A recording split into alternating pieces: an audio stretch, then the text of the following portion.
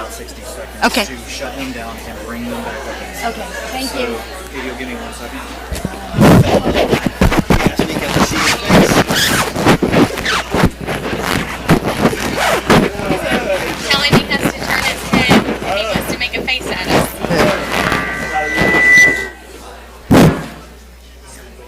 All right.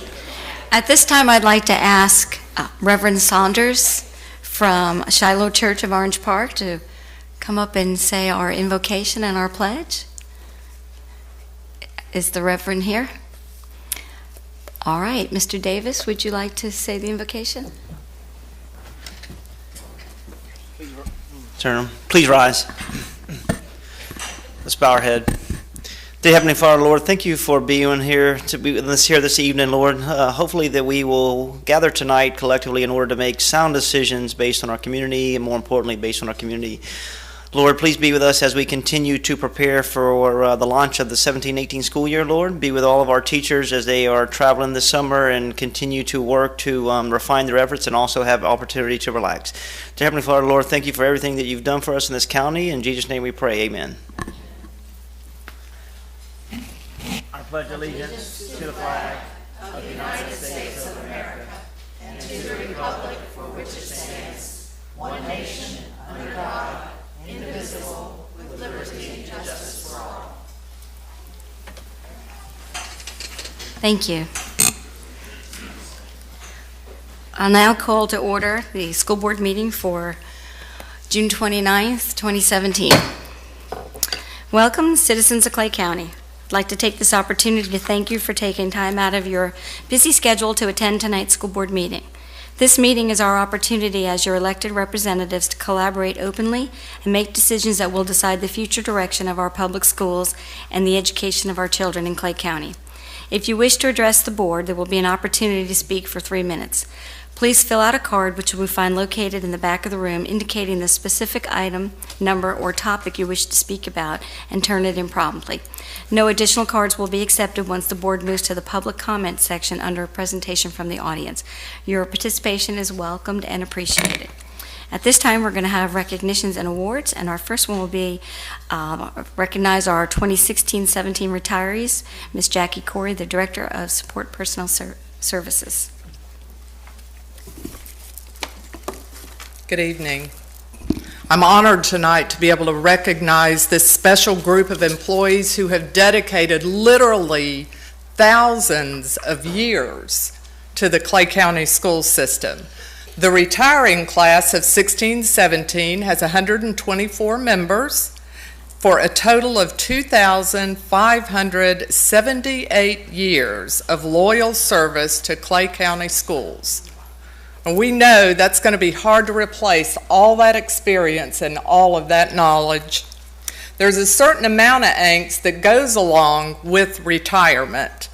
But it seems that once they kind of cross that threshold, they get a little pep in their step and they have that relaxed, loving life kind of look. You'll see it when they come up here. They're all sitting over there and they're smiling. This group of retirees has been a blessing to our county and they're deserving of recognition tonight. Tonight we have 13 members of the class of 2016-17 who joined us so that we can again extend our gratitude to you. Now, remember, the retirees could have retired anywhere back to July 1st, 2016, so it's been throughout the course of the year. And we know that they have celebrated at schools and in departments, but we wanted to take the opportunity tonight to acknowledge you as a district and show our appreciation to you. I also want to extend my gratitude to Tanya English, if she'll stand up and wave back there. And she coordinates all, she coordinates the retirement for every employee in the county. She's the resident expert on FRS, and with her sweet Southern style, she helps them navigate through that exciting and sometimes a little bit scary world of retirement. So we are ready to recognize our 13 retirees who are here. If you'll just come up front and shake Mr. Davis's hand, and he will give you a certificate. Okay, first of all, we have Crystal Bander, who retired from Middleburg High School as a teacher with 35 years of service. Wow. And she's not Oh yeah, we're going to have a Kodak moment in just a minute, right? Next we have Jeannie Costango from Middleburg High School. She was a guidance counselor for 22 years. Oh my.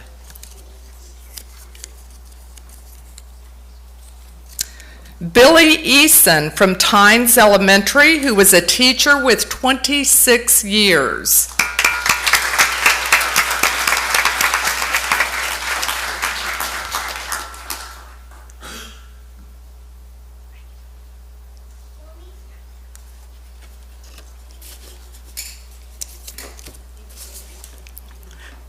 Richard Eason from Orange Park High School. He was a teacher for 17 years.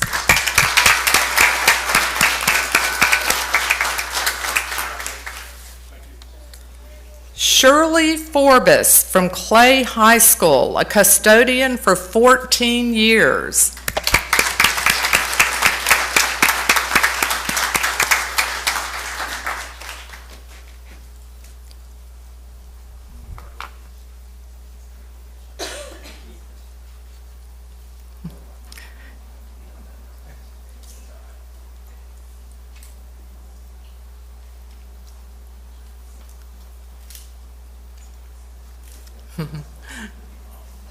Nancy Gentry from Keystone Heights Elementary, where she was the principal's secretary, 20 years in the county. Principal secretary. She was my secretary for a year. Wonderful. As a principal at heart, I know who runs the school, right? Right. Patricia Haddock, Lakeside Junior High custodian with 15 years.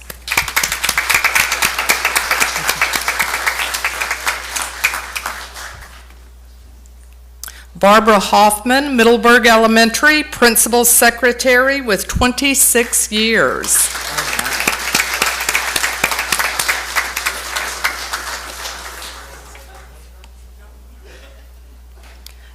Donna Mitchum, Facilities and Planning. She was an admin secretary for 29 years.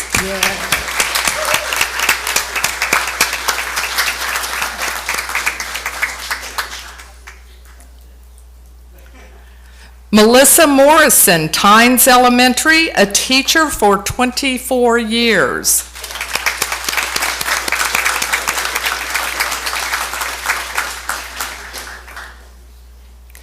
Nancy Oglesby, Charles E. Bennett teacher with 15 years.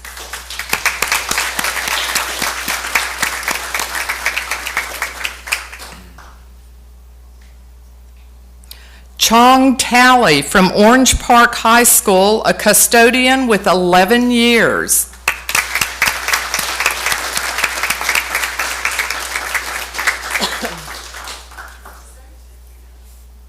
And Brenda Van Gundy, Wilkinson Junior High teacher for 34 years.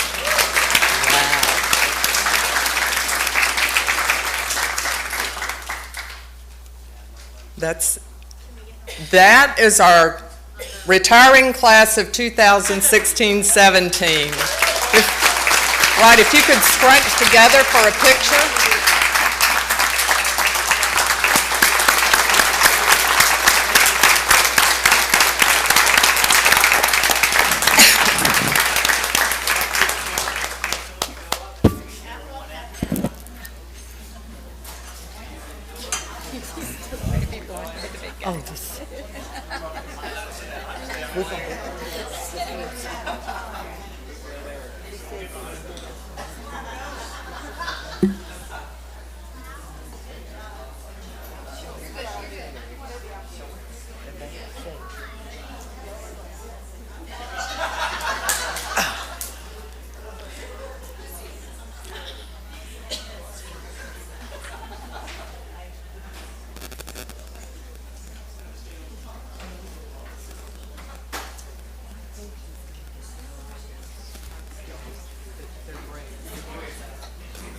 desk chair.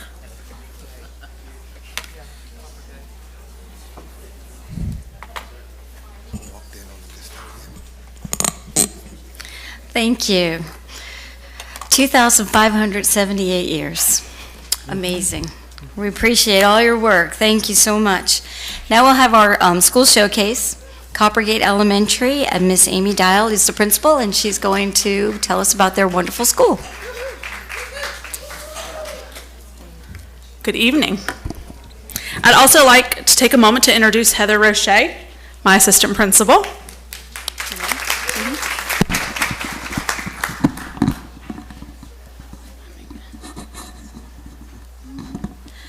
All right, thank you so much for having us tonight. I've had the privilege of leading Coppergate for the past 2 years. We're a small neighborhood school that serves approximately 520 students, ranging in ages pre-K through 6th grade.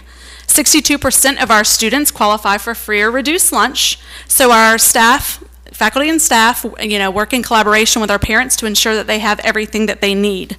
Due to our large military population, we're also fortunate to have a military family life counselor who provides additional supports to our CGE students and their families. We're excited about what we've accomplished over the past 2 years. We've worked hard to expand our technology, inventory, and usage, improve our school culture, and to make the Colt Nation stronger academically. When I joined CGE, I quickly realized our technology needed a revamp. We were approaching 10 years, and as you know, technology can quickly become obsolete. I met with teacher leaders and created a fundraising plan that, when combined with district funds, allowed us to acquire 3 sets of Chromebooks, in addition to the 2 labs we already have for our teachers to use daily. We're also excited that over the past year, 56% of our teachers have become Google certified, and the number continues to grow.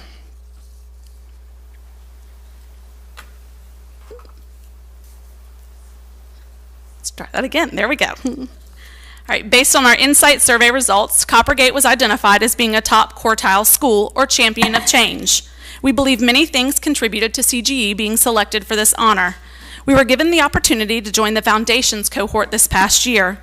It allowed us to look critically at our vision and mission and to the structures and procedures that we have in place to ensure those ideals are present in our daily decisions. The work they started last year will continue to grow and deepen, making CGE an even better place to work and learn. Secondly, we believe the extracurricular opportunities our students have been given have helped deepen their connection to our faculty and staff and to CGE as a whole. They have many opportunities, but just a few that I want to share are the History Fair, Jim Harbin Media Festival, and our older students even helped Coach Conroy write her Fuel Up to Play grant. We also can't forget our strong network of business partners and community members that have helped provide a richer learning experience for our students. We have a military squadron that was regularly seen participating in school activities such as Run Walk, grounds beautification projects, and the science fair. We truly believe that the positive community and family relationships will only strengthen our work at CGE. Coppergate has traditionally been a high-performing school. However, as you can see, we went from an A in 13-14 to a C in 15-16. We dropped 8 percentage points, and while there were some bright spots, such as 6th grade being above the state and district averages consistently in both reading and math on the FSA for the past 3 years, and 3rd and 4th grade having been above the state average in ELA for the past 3 years, we struggled with learning gains, particularly with the lower quartile, and didn't demonstrate sufficient learning gains. Obviously, we were not happy with our overall results, so we went to work. We worked diligently in our professional learning communities and with our district curriculum specialists to ensure we had a comprehensive knowledge of the standards, that we were using data to monitor our students' progress and make adjustments when necessary, and that we were using rigorous material that matched what the standard required of our students. We also made sure we had the right people in the right position, utilizing everyone's talents. We're thrilled to say that everyone's hard work has paid off. We're now a B, only missing an A by 1 percentage point. We were particularly excited about the learning gains we saw in math, especially with the lower quartile students. While we are very excited about our recent numbers, we know there's still an opportunity for growth. We want the A. We will continue to provide targeted reading and math tutoring for students in 3rd through 6th grades, increasing the number of students we were able to impact. We will also continue our work in PLCs, creating common assessments, using our data to make instructional decision, and identifying rigorous material that will best teach our standards. We have also created a schedule that will allow us to maximize all of our personnel and better serve our students through truly differentiated small groups. I've given you a brief overview of the Colt Nation tonight. However, I sometimes think it's best to see it in action. So please enjoy our short video.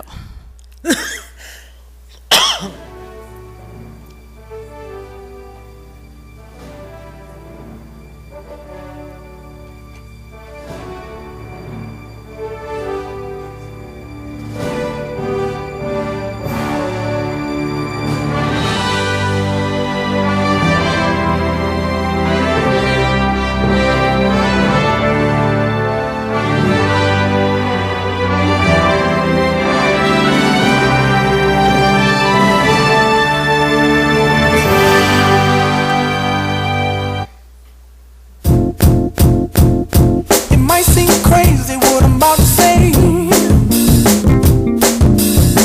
Sunshine, she's here, you can take a break. I'm a hot air balloon that could go to space.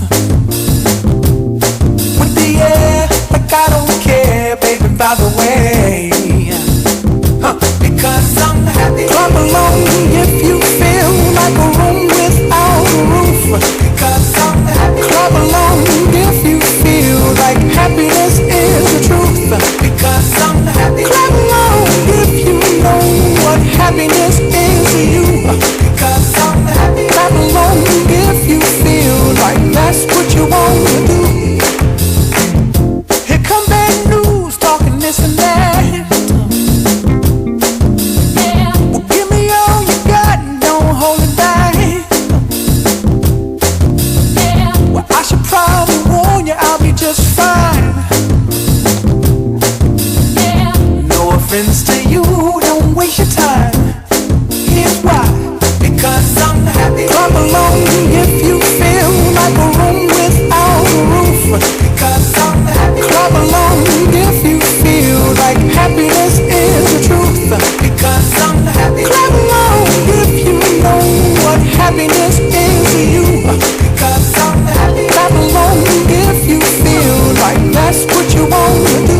Hey, go, bring me down, can't none bring me down. Your love is too high, bring me down, can't none bring me down. I said, bring me down, can't none bring me down. Your love is too high, bring me down, can't none bring me down. I said, because I'm happy. Clap along if you feel like a room without a roof.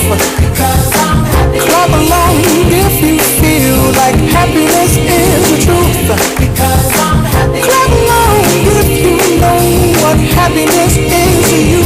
Because I'm happy. Clap along if you feel like that's what you want to do. Because I'm happy. Clap along if you feel like a room without a roof. Because I'm happy. Clap along if you feel like happiness is the truth. Because I'm happy. Clap along if you know what happiness is to you. Because I'm happy. Clap along if you feel like that's what you want to do. Hey, go, bring me down, can't none bring me down. Your love is too high, bring me down, can't none bring me down. I said, because I'm happy. Clap along if you feel like a room without a roof. Because I'm happy. Clap along if you feel like happiness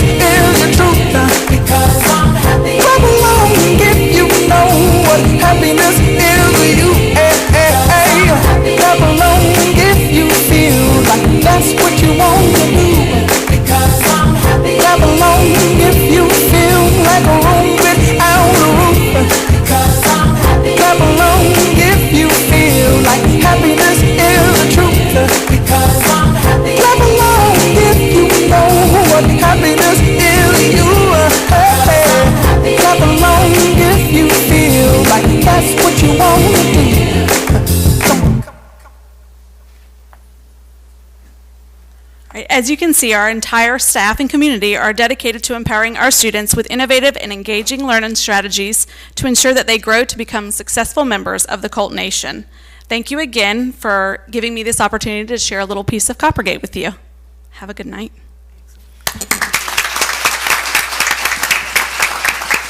Thank you, Ms. Dial. That was great. Next, we have scheduled citizens' requests, which we have none. This will be the last call if anybody would like to speak during the presentation from the audience. Last call for cards. All right, and we have one card, Leslie Fletcher.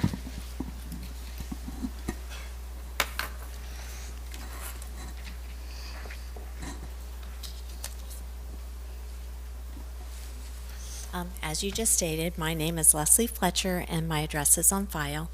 I am here with my colleagues.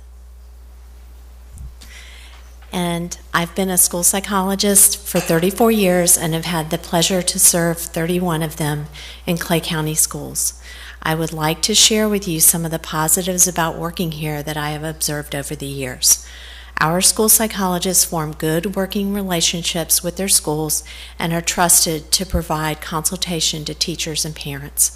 Our school psychologists have formed specialized teams to provide appropriate evaluations for students who are suspected to be on the autism spectrum, and for students recommended for expulsion, and for students who speak other languages other than English. Our school psychologists are also very pleased that we have top-down support from the school board members and the superintendent for bringing positive behavioral interventions and supports into the district. That being said, we are concerned that the cutting of 2 school psychology positions will have a detrimental effect on our ability to be present and continue the positive relationships with our schools. We are concerned about meeting the 60 calendar day deadlines for initial evaluations and the ever-increasing parent requests for evaluations and interventions, which also must be completed within 60 calendar days. We are concerned about being able to provide adequate time when working with individual students, as well as being able to continue to participate in the multi-tiered systems of support process in our schools. The school psychologist would like to ask again that these positions be restored. At the last board meeting, Ms. Karakis asked Superintendent Davis to look further into this matter. We would like to hear from you, Superintendent Davis, what the final disposition was after the additional research. Thank you for your time and attention. Thank you, Ms. Fletcher.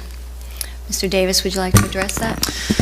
Yes, I know we, upon request, I interacted with staff and pushed a lot of information to the board for multiple situations and with multiple analytics. So what I'll do is I'll schedule a meeting for some time to meet, whether it's with you or Mr. McCauley, and we'll have a conversation about our vision moving forward and workload, conditions, and overall reorg in reference to what we're trying to do and to accomplish.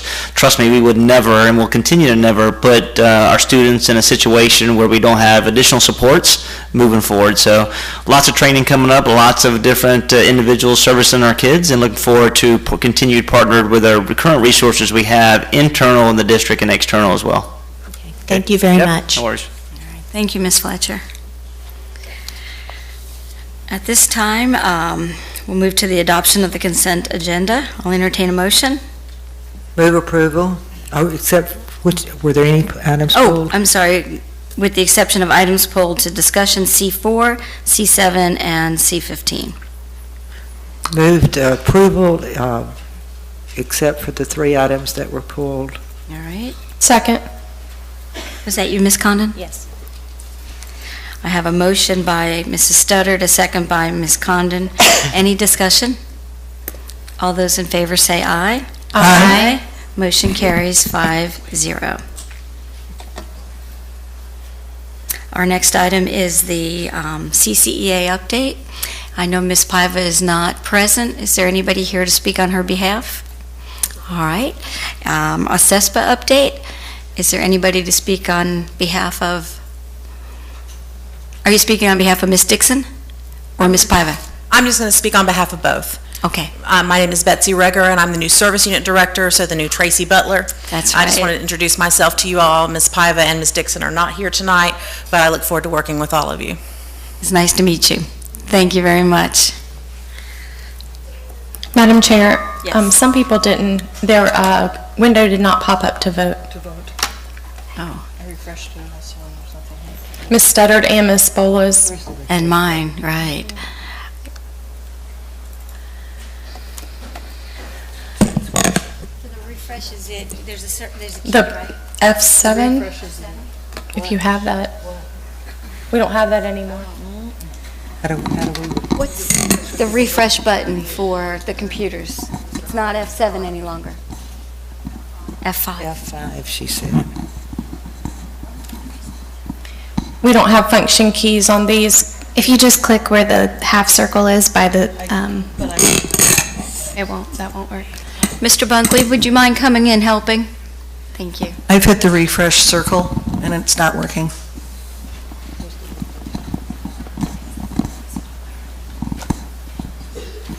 To the left of the subject area, there's a circle. There's an arrow. Oops. Well, I hit the refresh, now it's oops.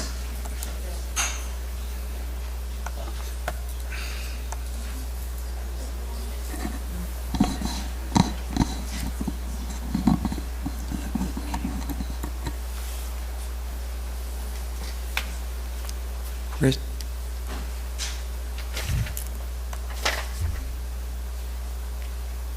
Sorry, it's yours.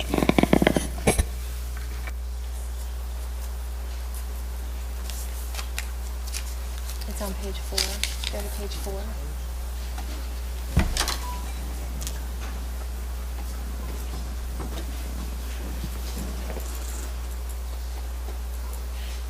Scroll down. That one with the bell.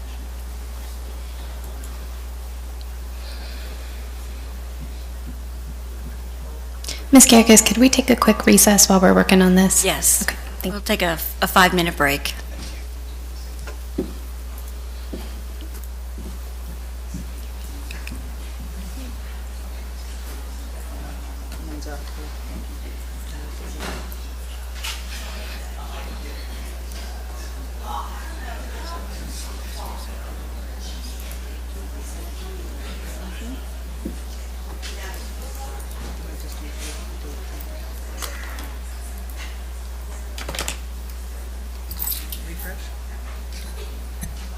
There it is.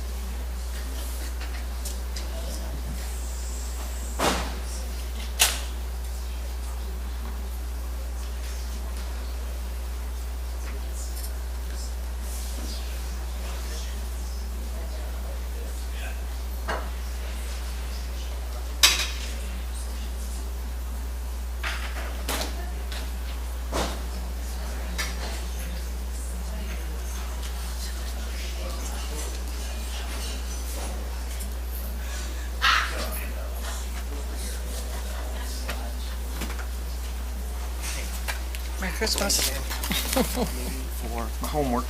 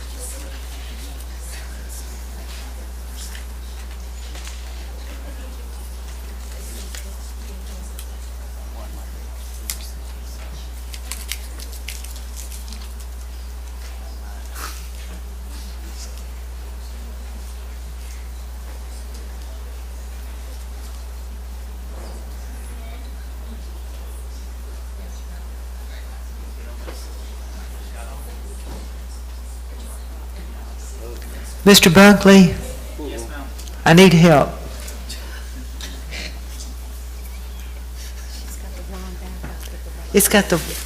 I'm on the right month, but look. Sorry, I couldn't even get on.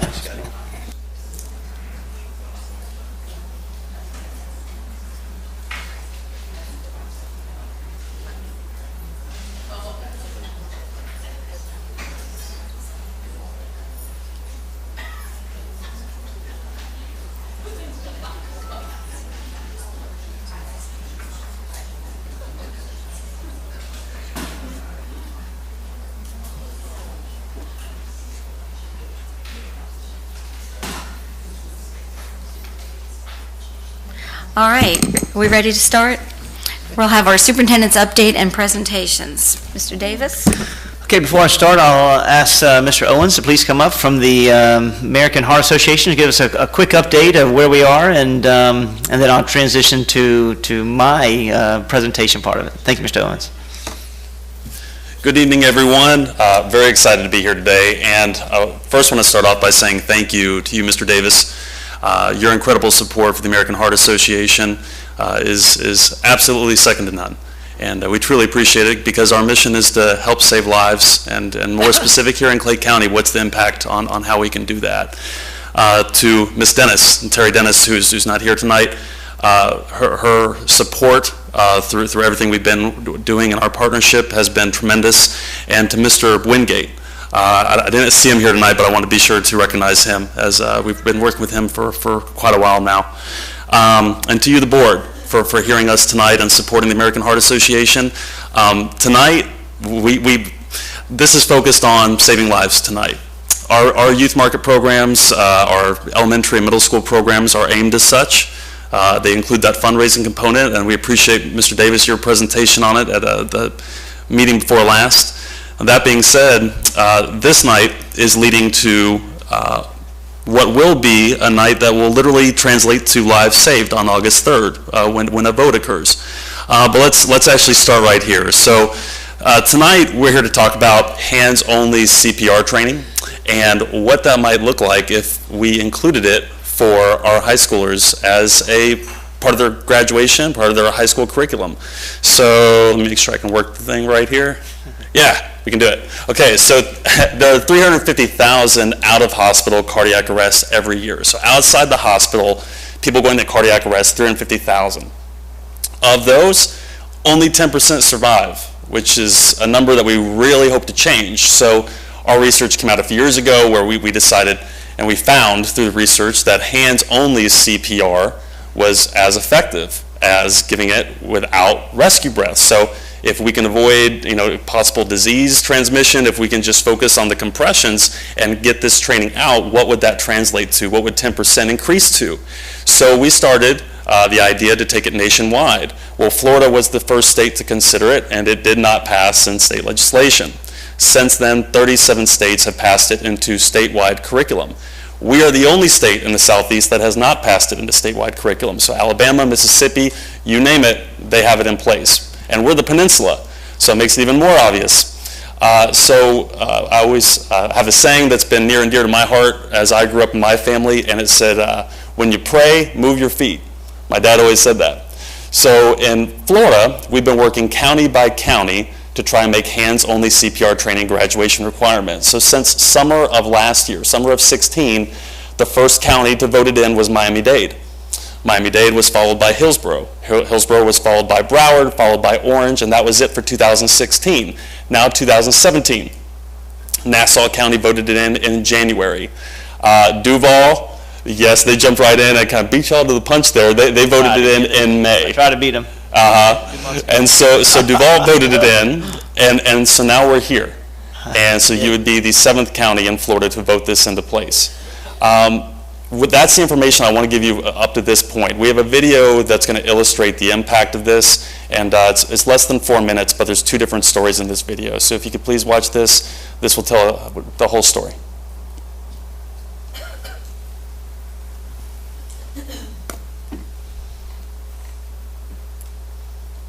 You have to press the play button there on the bottom left. Telling our computer guru to hit the play. Did I mess it up? Tonight is not going well. That new technology. Thank you.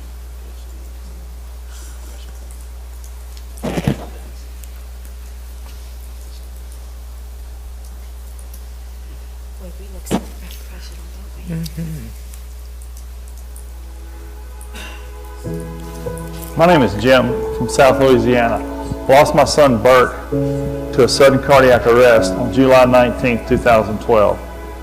I took Bert to football practice that morning, dropped him off at practice like any other day. Bert completed football practice and participated in a pickup game of basketball with 20 to 25 of his classmates in the high school gym. After about 15 minutes of shooting basketball, Bert felt dizzy and collapsed on the floor from a sudden cardiac arrest. Unfortunately, no one knew how to identify the sudden cardiac arrest and no one reacted, therefore Bert lost his life.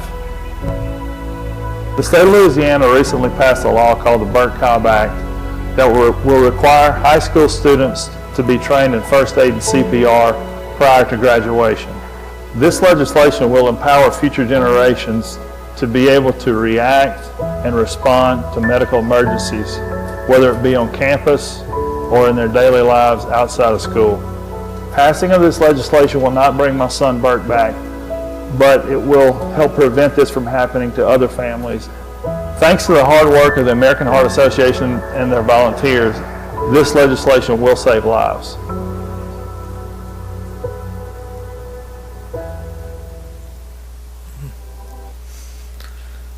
And let's keep it going, because this second story is unrelated to the first one. If you can bring that video back up, Chris. I'm sorry, there's two stories right there back to back.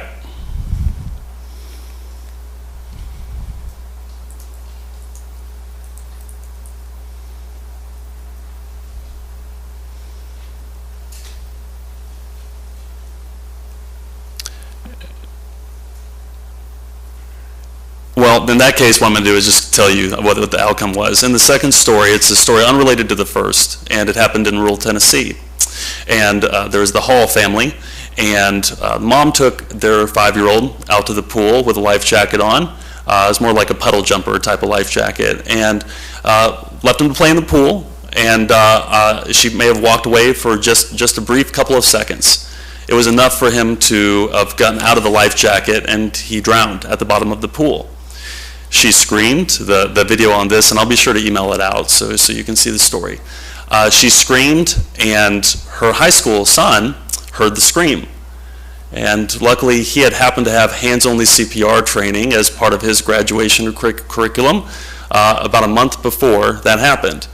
He saved his little brother's life. They brought him out of the pool. The mom did not know CPR. He performed CPR, and his brother was fine.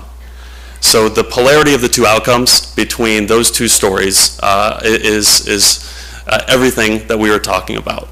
So on this, if we can bring that presentation back up, there is a screen showing a CPR kit, a big red kit. And these CPR kits, what we've done as the American Heart Association and the First Coast, we have organized multiple grants through a wide variety of means to literally outfit every single public high school with these CPR in schools training kits. So every single, there it is. So it's about this big. It holds 10 mannequins. There's DVDs training on hands-only CPR for adults and infants, as well as AED training. So literally these kits are ready to go for all 5 of the First Coast counties for your high schools, which is tremendous. They're about $800 a piece in cost.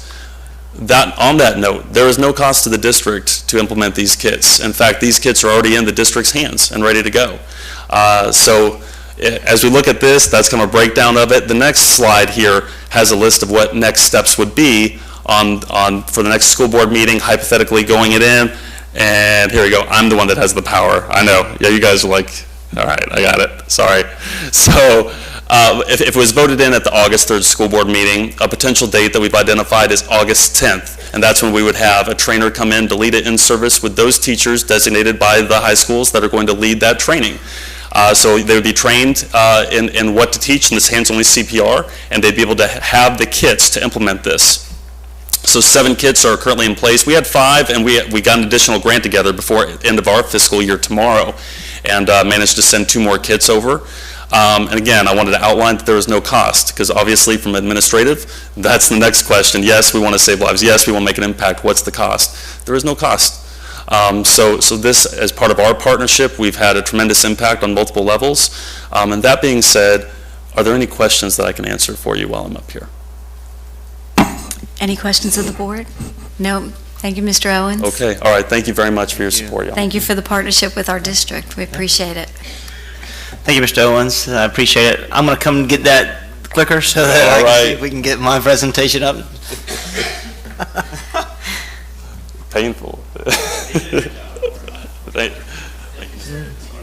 You would think we could get our technology together year after year after year. Okay, thanks for everyone for bearing with us, and again, thank you, Mr. Owens, really appreciate it. So tonight, just want to talk a little bit about school grades. School grades came out, and district grades came out this week. So tonight we'll talk about where we are overall as a district from Clay County, where are we from a school's perspective, how are we compared to like-sized counties, what are areas of opportunities, and then I'd like to identify some individuals for being champions of change. If you're not familiar with the accountability system in the state of Florida, it has changed over the last 4 or 5 years, and about 40 changes have taken place in those 4 or 5 years, in the sense that DOE continued to move the target around how do we really truly assess our school districts. And with this is the final mile that's came out in the last 2 years since the FSA launch, and this is the way in which that our schools are held accountable and determine their formula for school grades. And they look at many areas in English language arts, mathematics, science, social studies, graduation rate, and also acceleration as it relates to industry certifications and EOCs. So if we look at the school district grades for this year in the 2016-2017 for Clay County, you'll see that of the 2-year comparison of all the slides, you'll see it'll be a two-year comparative analysis. Of the possible points, we scored 669 points, which is 40 more points than we did the last school year in 15-16. And if you look at that ranking, that takes us from the possible points ranking for number 20 in the state to number 15, which is a +5 movement. And then if you look at the percentage of possible points, which is defined in the lower tier, in the lower table, that shows us that's the percent of possible points for your grade, you'll see that we moved from 57 to 61, in which 62 is considered an A school district. So as I sent out an email to everyone within the organization, we are 1 point away from being an A school district. We have moved from the possible percentage points for number 20 in the state to tie to number 12, which is moving up 8 spaces and well on our way to become that top 10 school district we aspire to become. I will say this has included every school within our county, every public school, every charter is embedded in this because they fall under our umbrella as well. So this is great work, and hats off to all the teachers, the support staff, the leaders, the parents, and students for taking ownership in their education and showing great strides for moving forward. I will tell you that we will look to scrub through Mr. McCauley's shop to look at every data set, every kid, every score, to make certain that every kid is accounted for and the right kids in the surveys, determine whether or not we have a potential appeal process in order to get that additional point to be classified and named as an A school district. He's like, yeah, whatever. He's writing down, it's another task. If you look at the 2-year comparison of reading and mathematics, you see a lot of green on this slide. This shows that we've made significant gains, and I will tell you that moving reading proficiency is usually very complex. And the school district has worked hard and over this past year, teachers, and we've moved 3% in reading proficiency. And I would tell you one of the areas that we continue to suffer in the last 2 years since FSA was learning gains in the bottom quartile, where we really wasn't focused on small group instruction at scale.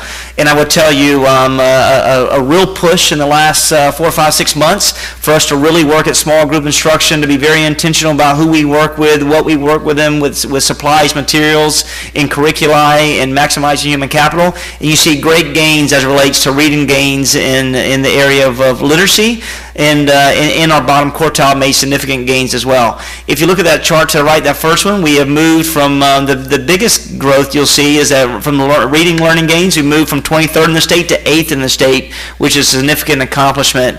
At the same time, looking at the reading bottom quartile, we moved from 31st to 4th as well into the top 10 and moving towards to compete with Santa Rosa and also St. Johns County as well. Same thing in mathematics. You see mathematics, we see a number of growth in the area of proficiency gains in bottom quartile. If you look on the area of the right, even though we went up in math proficiency 2 percentage points, you do see that in the state rankings we did go down in mathematics. That shows us that we have areas of opportunity.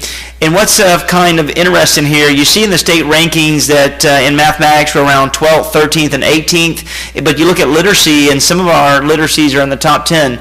That's usually flipped because mathematical practices are usually more attainable, and they're hard, concrete, sequential mathematical practices that kids actually get quicker and better. But you see we're doing great things in the area of literacy, and we have great work to do in the area of mathematics. But still great work. If we see the social studies and science, you can see 5th grade and 8th grade are areas that we continue have to work to define our work. We see that in this tells a story that we have to really look at our curriculum guides to make sure our curriculum guides are really meeting the standard and providing spiral curricular activities as relates to science. That means that for those of y'all who are teach elementary, who teach 5th grade, you know that the 5th grade assessment is not just on 5th grade materials and standards. It's a spiral curriculum that spirals from grades 3 and 4. So we've got to do a better job exposing students to science in all grade levels, but really focusing on providing focused lessons in our school in the 5th grade that really activate the knowledge and expose kids to 3rd grade and 4th grade science materials so that they can be successful. I will tell you that the other side of this is that we have to do more work for inquiry-based learning. We need to make certain that we have hands-on labs weekly in our classrooms so that our teachers can really have the opportunity to allow our students to engage in inquiry-based learning and to have those labs in front of them so they're not only looking at content, but they can actually really work to connect with the science materials. And that means that the district, and I talked about the district myself, we have to provide the teachers with the resources in order for them to be successful and the time embedded in our curriculum guides. We still compete rather well with social science, and we see that in the area of civics and U.S. history, we are 79% proficient, which is awesome, and we continue to be in the top 10 in the state, and we moved to number 6 in the state with that assessment. If you look at overall comparative analysis for 2 years and look at the number of our grades from A's to F's, you'll see from 15-16 that we gained 5 schools. We have 5 more schools that are identified as A schools. We had the same number of B schools, and we reduced the number of C schools within our district, showing that teachers and leaders and students are really working hard to have ownership in their education and moving forward in their schools and in their school grade. Overall, there's a number of champions of change that we want to recognize this evening. I will, when I call your name, if you'll please come up, I'll come down there and we'll talk about the hard work that you've created. And these are individuals that it's really hard to get double-digit gains. So when we're talking about getting 10 to 15 point bumps, you see we have schools from 62 to 134, which is magnificent. So I want to identify these leaders for their hard work. So I'm going to come down here at the podium and I'll call your name. I want to recognize you for your efforts.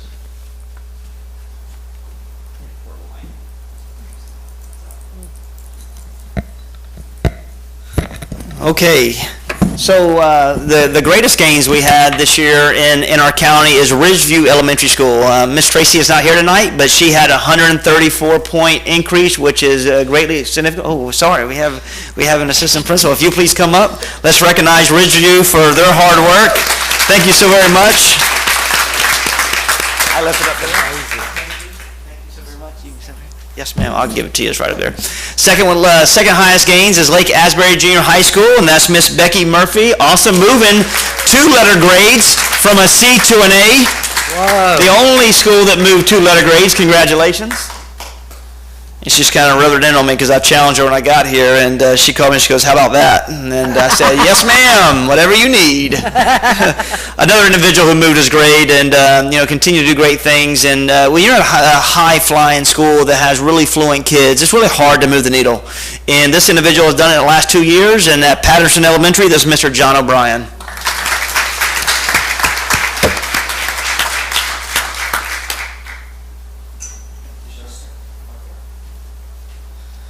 Also, at another school that continues to work hard, and we have a leader that has elected to go to another county, and he is at a high school, hard to move high schools, and I want to recognize Mr. Rob Feltner as well.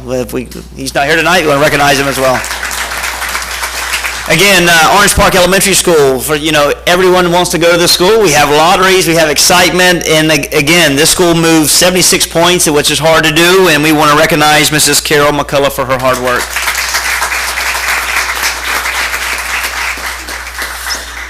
So, Keystone Heights, this individual, I got a chance to walk her school. She reminds me a lot about me, fast-paced and fast-talking, really wants to save the world and do great things.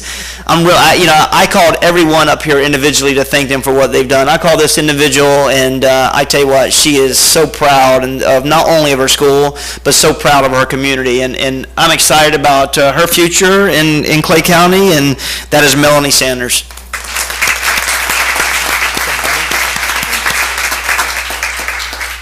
Did you go to Keystone? We'll talk later. It's okay. So I want to talk to you guys. Also, another school that showed great growth, 68 points, is she was our highlight today, showcase today, and that's Mrs. Amy Dial at Coppergate Elementary School.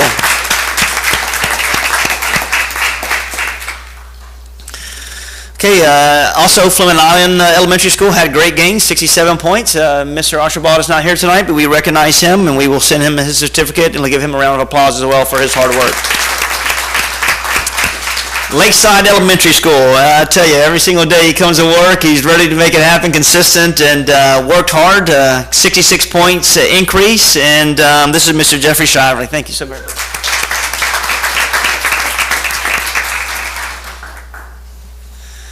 School grade moved from a C to a B, 1 point away from an A. 1 point. We're going to try to find that point and scrub it out, but awesome school. SB Brian Jennings Elementary School, Mrs. Tiffany Altman. Thank you so much. And last, it's very difficult to move kids in their middle years. And when we talk about junior high schools, these are where kids are trying to figure out who they are emotionally, socially, academically. They're experimenting in so many different ways. And, when I was a chance to become a junior high school principal, I tried to run as quick as I can. But this individual embraces it and loves it. So, he 62-point gain, and we're proud of him. And he called it and said he's going to do it again, Mr. Al De Jesus. Again, let's give these individuals for a round of applause for being champions of change, and thank you for your efforts in our county.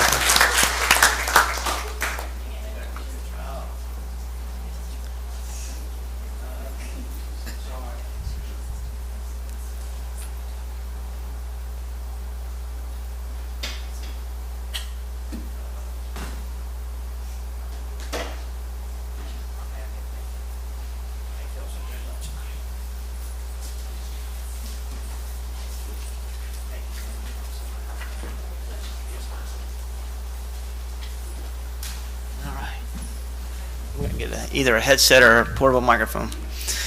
All right, next analysis, always do like-size district. Every time we look at data, we look at like-size districts. As you can see, when you look at all the domains that were assessed, Clay County continues to compete with like-size districts, and we continue to be second and third, and we're tied in some places with St. John's, but we will continue to work hard every single day to make sure that we are competing with mid-sized districts such as ours that have the same demographics and similar enrollment, in order to be number one every single year in every platform.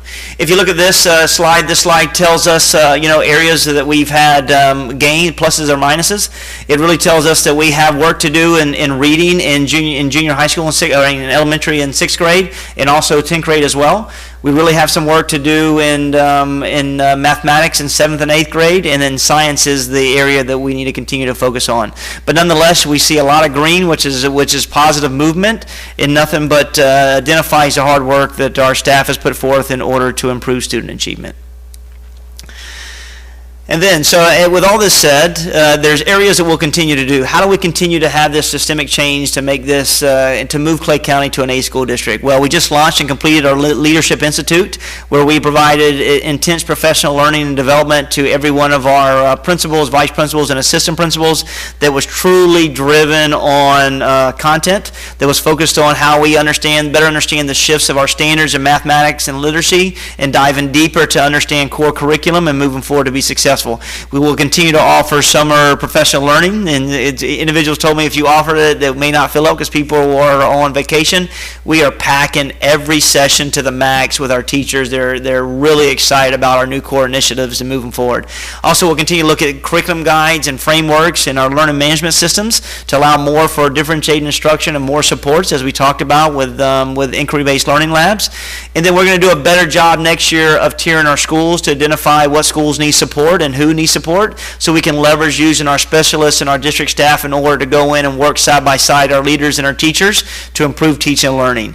And then we'll continue to have push our state-of-the-art technology to make sure that we have technology for all of our students.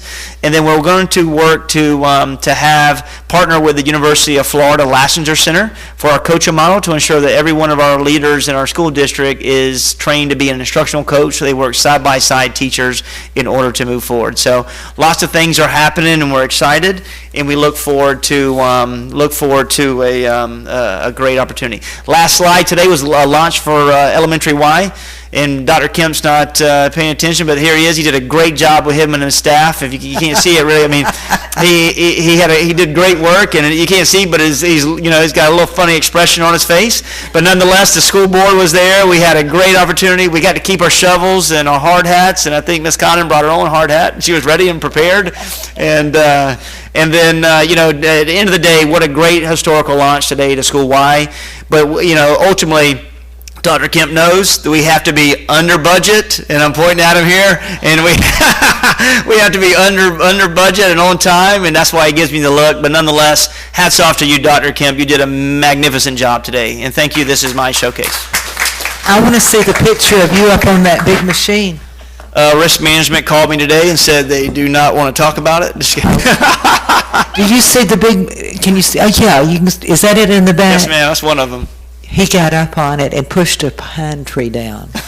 Yeah. I tried to take a bunch of them down, but a lot of people were watching me, so I had to get off. Yeah, I had the nature lovers calling. They said, please save the trees and keep him off that machine. Yes, ma'am.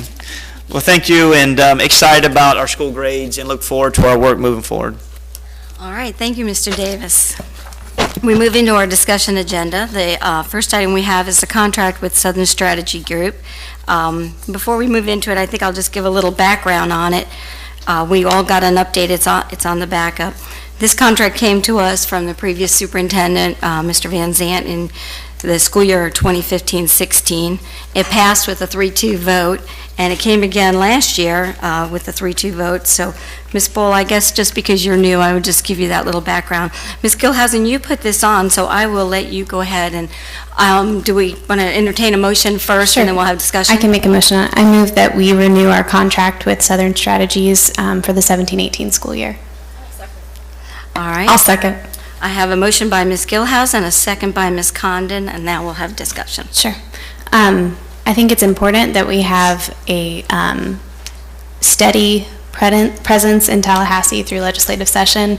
In the past, it's paid off to the tune of $1 million, which has over and above paid for itself. So in my opinion, this is an important thing that we pursue for the best interest of our district. Any other discussion? Ms. Bola? I am new to the school board, was new to the school board this year. It's my understanding, and correct me if I'm wrong, but every year we have a day in the legislature with the Florida School Board Association. We do. And as a new school board member, I was hoping that, to be honest, I didn't know if we still had a lobbyist. And I was sort of hoping that they would reach out and introduce themselves so that I could talk with them about what I would be doing when I got to Tallahassee. And as it progressed throughout all of the planning for the day in the legislature, I was relying more so on the Florida School Board Association than I could on Southern Strategies. Not knowing that we had a contract with them still. I know that they had been in contact, if I'm not mistaken, with you, Mr. Davis, and I felt somewhat conflicted with this idea of renewing this particular contract. The update from, for instance, Senate Bill, House Bill, the most recent House Bill 7069, I got most of that update from the lobbyist with St. Johns County because of our consortium with them. I know that the people in Southern Strategies, Alice, I believe, is the person who gave us our update at our last meeting, is well respected. I'm concerned about, we do not have a legislative agenda yet for this year. We don't know if we will be seeking additional funding in whatever sources. We've not had that opportunity. And at $5,000 a month, it feels like an extravagance right now, and I would personally like to see us not renew it right now, but as we get closer to the legislative session next year, we take a good look at it and determine what group we would like to go with as a lobbyist, whether it's Southern Strategies or another. All right, thank you. Ms. Condon? Sure. I do support this. I supported it 2 years ago, and last year we realized that because of a change in our superintendent and because of the way that the contract had been done, that we did not give instruction this year for specifics that were gotten. As Ms. Gilhausen mentioned, they did get the $1 million extra for us last year, which by my crude math pays for itself for the next 15 years. So we didn't ask for anything in specific. We asked for, our legislative priorities were more broad-based last year. I do know that Southern Strategies represents Seminole County, and the big push 2 years ago for the Seminole solution was led by them. So there are things that directly you can go back and look at their effectiveness. Mr. Smith, Mr. Brockelman, Ms. Heflin are extremely well respected. When Ms. Karakas and I met with one of our representatives in Tallahassee, he said it's absolutely essential that a district of your size, a district really of any size, have representation in Tallahassee, because the other districts do. So when you're in and having somebody there all the time so they can hear when things are happening. We know that backroom deals happen. We saw that this past session.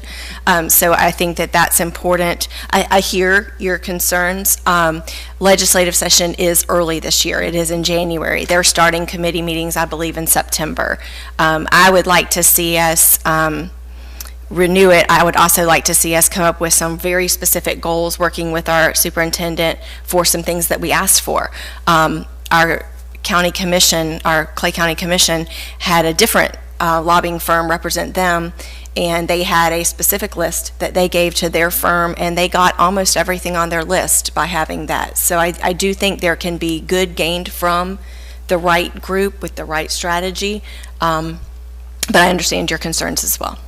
And if I can just tag on to what you're saying, I think that, and it reflects also what you were saying, I think that if we set some workshops leading up to legislative session with our lobbyist, we can work collectively to come up with what realistic goals we can work towards together. I think that part of what was missing from this last session was the dialogue between the elected members of our board and our superintendent and the lobbyist firm. So I think maybe a regular workshop where we're checking in and developing those goals together would be a healthy relationship. Well, and I think that brings up a great point. I think that one of the things I would find valuable, because this would represent the school board, would be if we as a board had more interaction and not just through the superintendent. I know that our superintendent, as every superintendent in the state, is extremely busy. And so not that we're not busy, but that we could have that direct interaction where we could ask questions, get updates, and not have to rely on a go-through. And those things could be part of a contract. Do you know what I'm saying? Not that they've ever not been responsive when we've asked for a meeting, they have been, but if you're worried that they won't be, that's something that we could put into a contract. No, I'm not worried that they won't be responsive to our requests. Having understood how much we've been spending on this particular group and knowing that we have a new superintendent, I was, I guess, expecting from a business perspective that they would reach out to us and say, we've got new leadership, how can we help you? We are your lobbyist. We are in the middle or coming into, and this was still well before the legislative session started, and there was nothing. And I guess my concern is, instead of saying, okay, let's re-up this particular contract, and knowing that there are other lobbyist firms out there, we may want to review what perhaps some of the other counties are using as well, and determine if this is necessarily the best group to use, or if there's another group that might be as helpful, if not more. And in the process, take maybe a few months off, I guess is what I'm saying. Instead of just automatically re-upping the contract, say, let's take a step back, let's do some research. You know me, I like to call people, ask them questions, and find out about what some of the other counties are using and what some of the other school districts are using for their lobbyists. Mrs. Stutter, did you have anything you'd like to add? I was waiting my turn.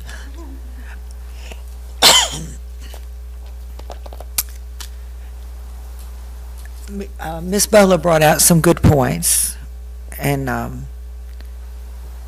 was sitting here thinking, in the last session, God himself couldn't have gotten us anything, I don't believe, because the legislature wasn't listening to us or anybody, the parents, the teachers, or anybody. It was just a bad year. One thing that I do rely on a lot is the Northeast Florida School Board Coalition. St. Johns County has a lobbyist who, at these monthly meetings, really spells it out in our language that we can understand, the implications and so forth. She has been a tremendous help, and that's just from us going to the coalition meetings. I rely a lot myself on FSBA and their strengths and the connections they have in Tallahassee. You know, we're talking, what was it, $5,000 a month we were paying them? So we're talking $60,000 a year. I'm sitting here thinking, you know, is it worth it? I mean, I think, you know, it's nice to have someone around over there and be one of the counties that's got a lobbyist and so forth. We're fortunate that here in the county we personally know our state representative and senators and have a good rapport to be able to talk to them and explain what we need here in Clay County. One other difference we have is this superintendent that we have now, as I've said before, he's the Energizer Bunny. I think you're going to keep the lines of communication between here and Tallahassee wide open. I have a lot of faith. I think you're already establishing a name in Tallahassee. They're going to know who you are. So I have a lot of faith in that. With the budget the way it is right now, I probably could not support voting to hire this lobbyist again at this time. If we see later on that it would be beneficial, I would address it, and maybe Ms. Bola's right, maybe we should look and see if there's some others that we would like better if we even hire one. But right now, I'd rather know that that $60,000 would be going toward, you know, a salary for an employee. I just don't feel like we ought to renew it right this minute. All right, my turn. I agree with what Mrs. Bola and Mrs. Studdard were saying. I had very little communication with anybody from Southern Strategies. When they came on, they worked with the previous superintendent. He also claimed the $1 million that he brought it into the district, and I'm sure it was a collaborative effort with both of them. And they, CTE did get some funding, which, that was wonderful. When we were going out for our legislative session this year, I reached out to the superintendent and asked him to have the lobbyist set up appointments for us. Normally, every year I've done it as a legislative liaison. I think the year before, Ms. Condon did it herself. And I thought, wait, we're paying a lobbyist. They should do this for us. And I specifically asked not to go to our local representatives because we see them, we call them, we email them, and none of them sit on any education committees.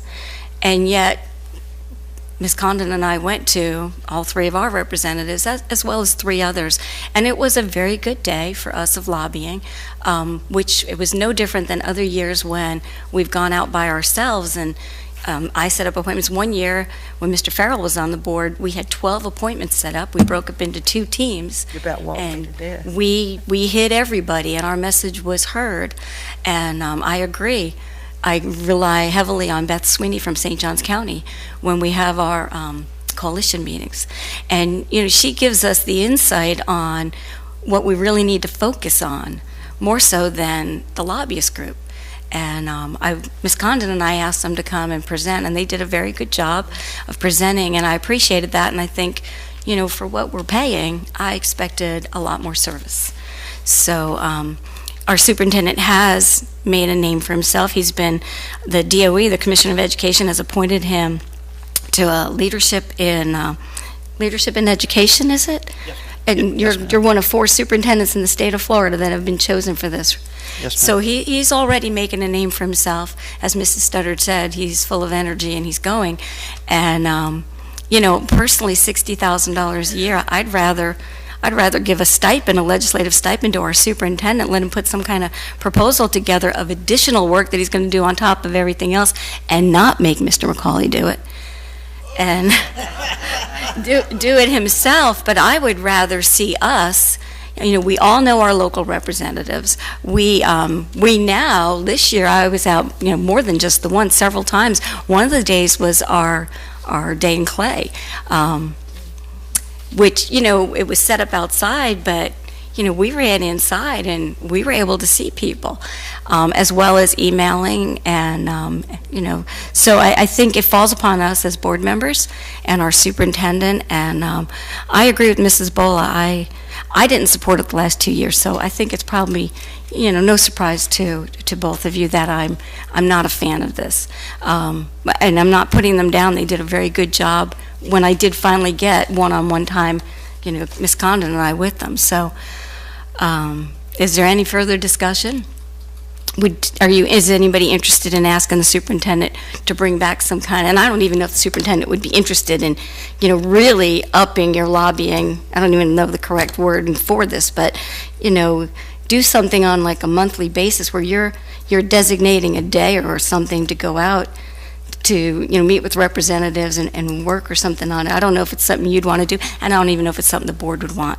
And you know what we could do? If you would be more comfortable postponing this a month and thinking about it and bring it back next month and see if you want to do something, different, or if you just want to vote on it now. I don't want to shut down, completely, but I if you want to table it and come back with it, it's up to you. Ms. Karakas, I'm not prepared right now to extend out on other ideas. I think we ought to just vote on this and let it sit for tonight. We need some time to think about some things. Okay.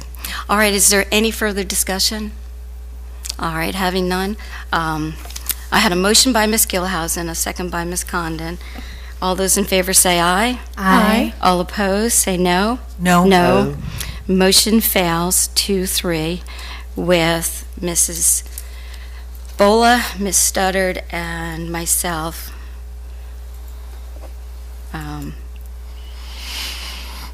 Descending. Thank you. All right. Our next item, let's see, we better vote first.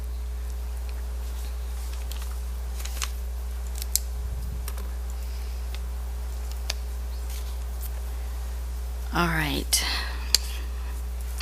Our next item is appointment of one board member and one citizen to serve on the 2017 Value Adjustment Board.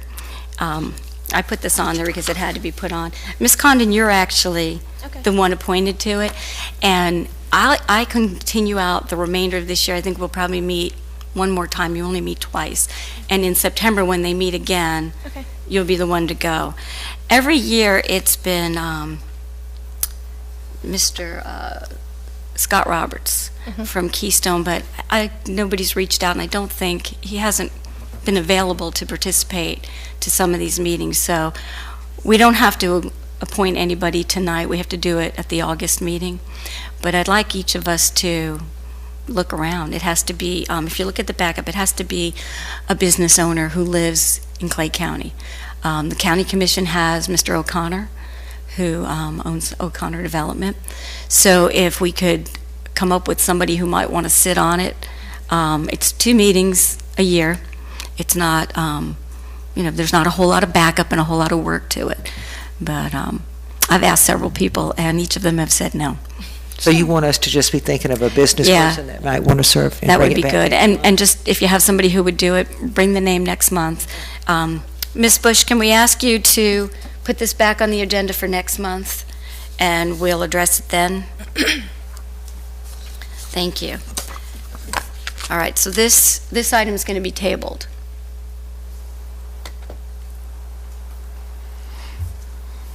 Do we need a motion for that? We do. I'll move.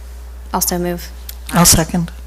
I have a motion to table the appointment of one board member and one citizen to the Value Adjustment Board by Ms. Gilhousen, and a second by Ms. Bola.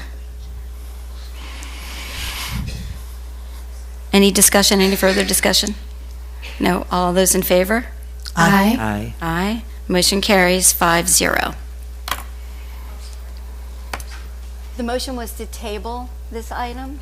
I made the motion, Ms. Miss. Gilhousen, who made the motion, and Ms. Bola, who seconded. It would probably help if I spoke into the mic, I'm sorry. Here we go.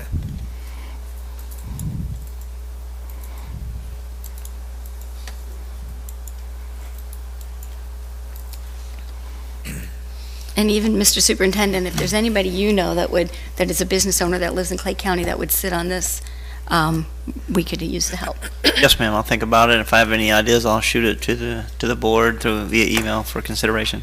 Very good, thank you. Our next item is item D3, funding for attorney legal fees for Charlie Van Zant.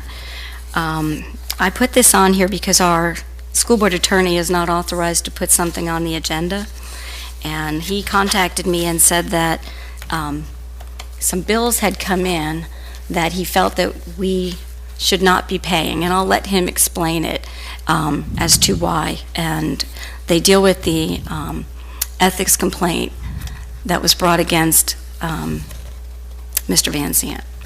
So, Mr. Daggett, would you like to explain this? And I should hand these papers out? Sure. Okay. The papers that I provided to the Yes. chair are various invoices and an order which I'll mention. And these items were forwarded to each board member by email when I received them.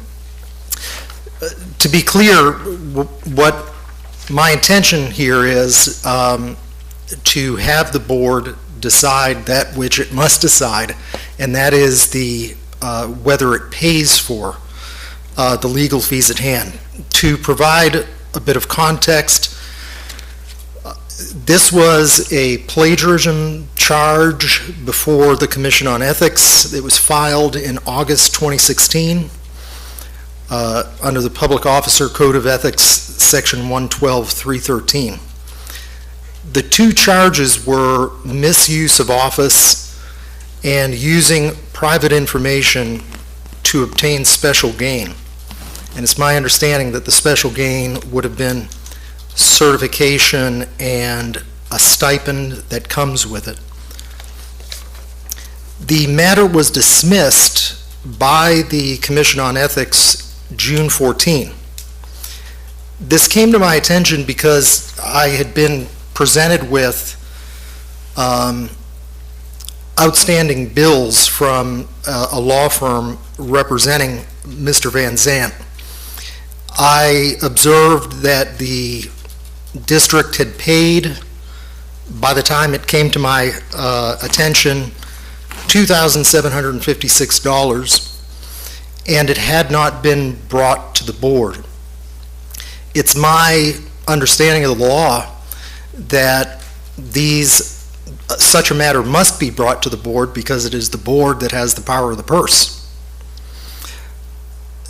There is an outstanding amount, that is the amount owed through dismissal, if I've calculated everything right, is another roughly $1,800.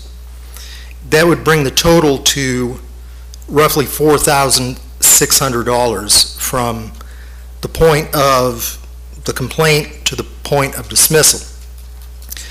It was dismissed, and this is one of the items that has been circulated once again to each one of you. The Commission on Ethics found no probable cause to believe the violations. There was no formal engagement. The board, as a public agency, there are two ways to understand how it is that the board is asked to pay for legal fees of an employee or official. There are a set of statutory mandates. For instance, under 101226 of the Education Code and various provisions of Chapter 112, a board, such as the school board, is mandated to pay for the legal fees incurred by an official, an employee within the scope of their official duties where they have successfully defended civil or criminal charges. This is neither a civil or criminal proceeding. That is, it's not in court. It is an ethics proceeding before the Commission on Ethics. Although there's no statutory mandate under the common law, that is what courts have said, and the Supreme Court some time ago, in this case, Thornburg and all of its progeny up until the present day, allows a board such as the school board to pay for the attorney's fees incurred in an ethics proceeding before the Commission on Ethics, and it can exercise discretion to do so. It is not without boundary. That is, the law gives you a two-step guideline.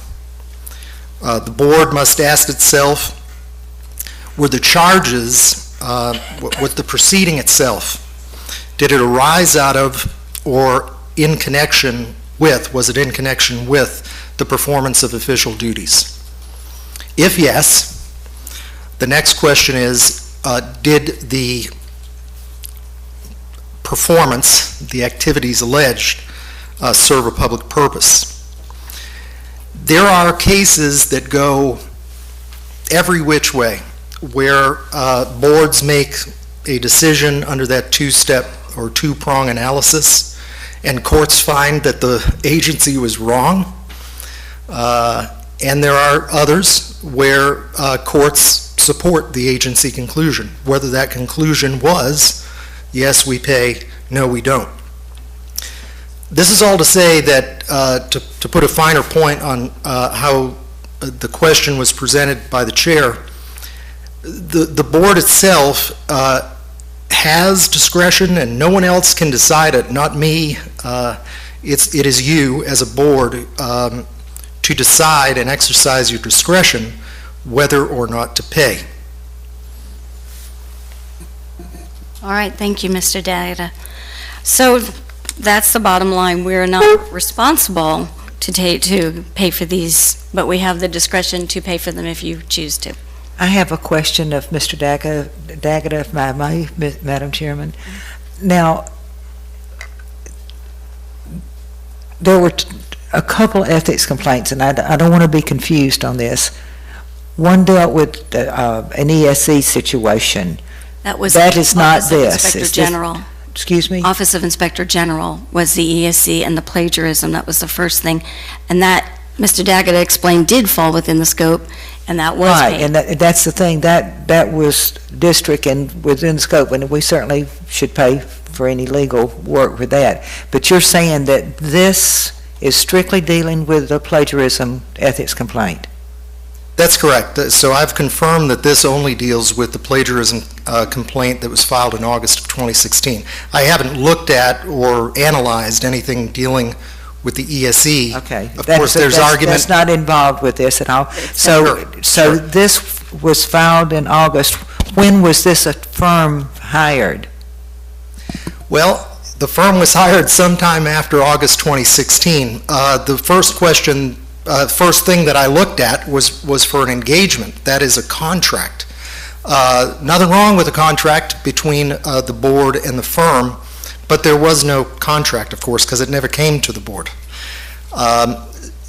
It's my understanding that it was a contract or an engagement entered into between Mr. Van Zant and the Coates Law Firm in Tallahassee in or around August of 2016. Okay, now let me, did I understand you to say that the school district has paid $2,756 already?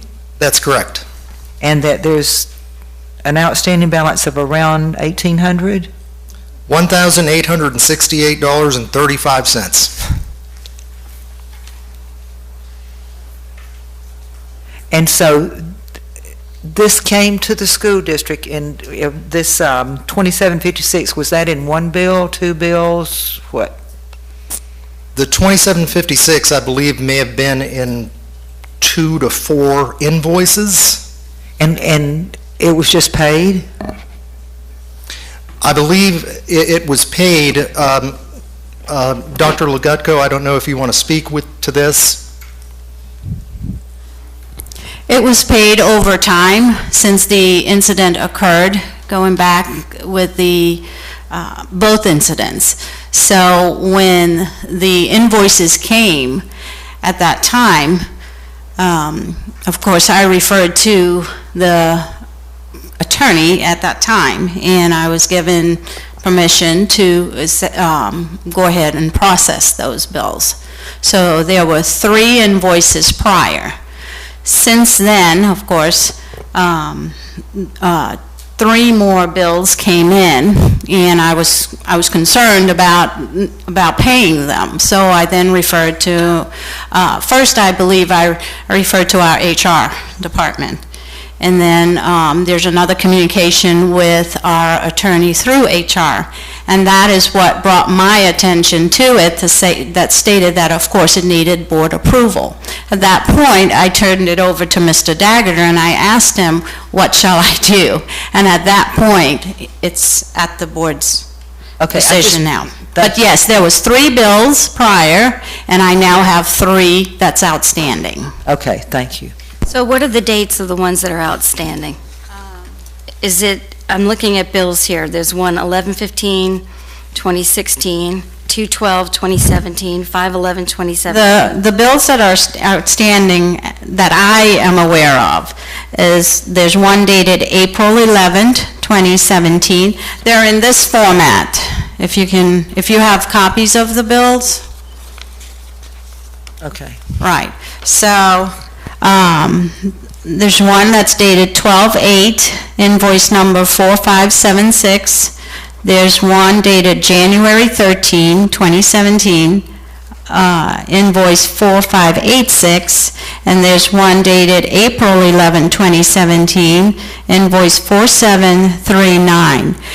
I believe Mr. Dagda has communicated with Coates Law and has indicated there's some additional bills that may be outstanding as well that I don't have. Mr. Daggett, did they give you an amount on those outstanding bills? Yes, they did, and what I did, and because I pepper everyone with email, I did forward them to each of the board members and to various staff. So, and then I followed up with a phone call to the principal attorney on this file, and I was assured that the outstanding amount for work through the date of dismissal is $1,868. And he attached to an email an updated invoice to reflect that amount. But to answer the question as to the dates, I believe that the outstanding amounts is roughly speaking for work dated January through June. Okay, thank you. So if the board should decide not to be responsible for these bills, will we be refunded what's already been paid? That will be up to the board to pursue or not. Okay.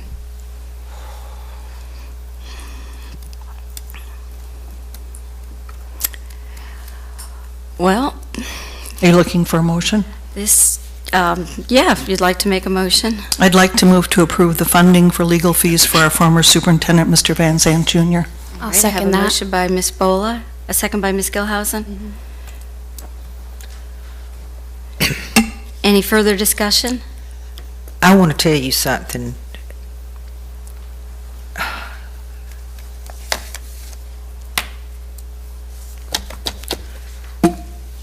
I was hoping that Mr. Daggett would say that some of this was to deal with the ESE investigation, because I felt like the district is responsible, we are responsible for that.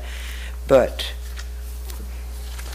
for an ethics complaint against an individual, and then this individual hires a law firm in Tallahassee and runs up $4,600 in legal fees, I don't think that the school district should be responsible for this legal fee. It's wrong. As Ms. Graham used to say when she was sitting up here, this just isn't right. Well, I agree with you. I will not support this. This is not using our taxpayers' dollars the way that I feel that it should be fit. You know what? If I was going to spend $4,600, I think I would say I'd rather buy 5 chairs that don't sink to the floor every time we sit down in them up here. I mean, there's a lot of things I'd rather do. Yeah, you're going to get us, Mr. Buffett, he said. But, you know, we have made a lot of progress in 7 months. I feel like this district is headed in the right direction. We're 1 point from an A. I see people smiling. I think this board is doing a good job. There's a part of me that says shut the door and go forward, and I think that that's a good idea in a lot of cases, but this is wrong. I'm not willing to spend almost $5,000 to cover someone's personal legal fees who decided to go hire an attorney in Tallahassee because there was a plagiarism charge. No. I agree with Mrs. Studdard. This is not Mr. Van Zandt's personal checkbook. This is taxpayers' dollars, and this should have come to the board back in August when he hired this firm, and the board should have decided at that time. So I can't support this either. I was surprised when Mr. Daggett called me and he said, "Do you want us to pay it?" And I said, "It's not for me to decide. I'm one of 5, so it has to come to the board." So if there's no further discussion, we'll take a vote. I will say that why I do support this, because I do think it's time to move on. Mrs. Studdard, we decided, the 6 of us decided a long time ago to move on, to put the past behind us and move on. We can't get away from it, though. It's been 7 months, and it's still coming back to haunt us. Here's my reasoning, because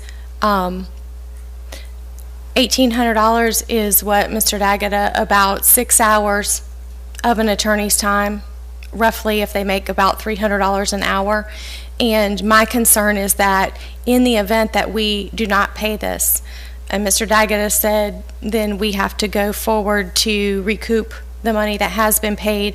It just seems to me like we could end up spending a whole lot more money, or if in the event that this law firm decides to come after the district, feeling like they could prove in court that we have culpability, even if we would win, we would spend more in attorney's fees and Mr. Daggett's time and possibly having to have an outside counsel. I feel like that's not a wise use either, that we could end up spending far more than the $4,000 or $5,000, and so that's why it's not so much. I really feel strongly that we take the names out of it and just look at the situation. I agree, we should have looked at it at that time, but we didn't know about it. No. But I guess I'm looking at it as the cheapest way to fix this now and move forward to do the business of the district that's betterment for kids. $4,600 gift. Well, I would just add that I don't understand how you can't see that as part of the public. What was the statute that you quoted? Or not the statute, but it has to serve a public interest. Yeah, Is that correct? The two-prong test is to look at the charges, look at the proceeding, and ask whether it arises out of or in connection with the performance of duties and serves a public purpose. Okay.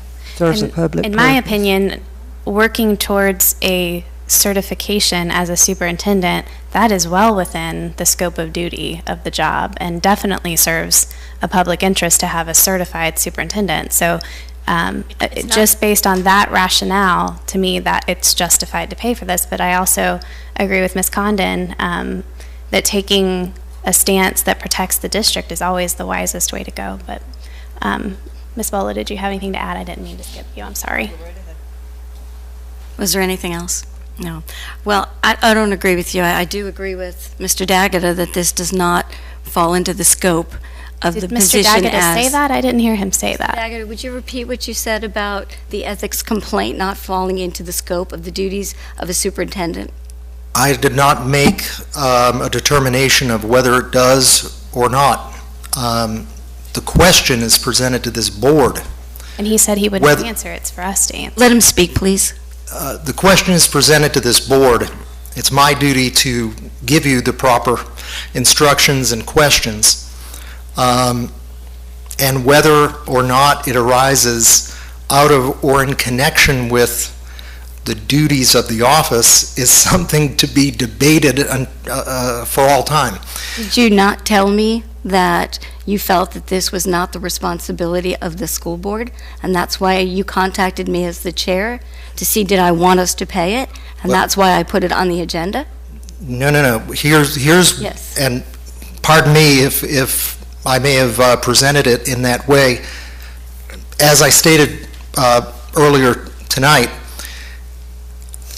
I am compelled to bring the question to this board in the first place. Does it wish, as a board, to pay or not? It is the board, in my view, it is not the discretion of staff or superintendent to open up the purse strings. It is the board that has the discretion and the authority to open up purse strings. I'm asking your legal opinion.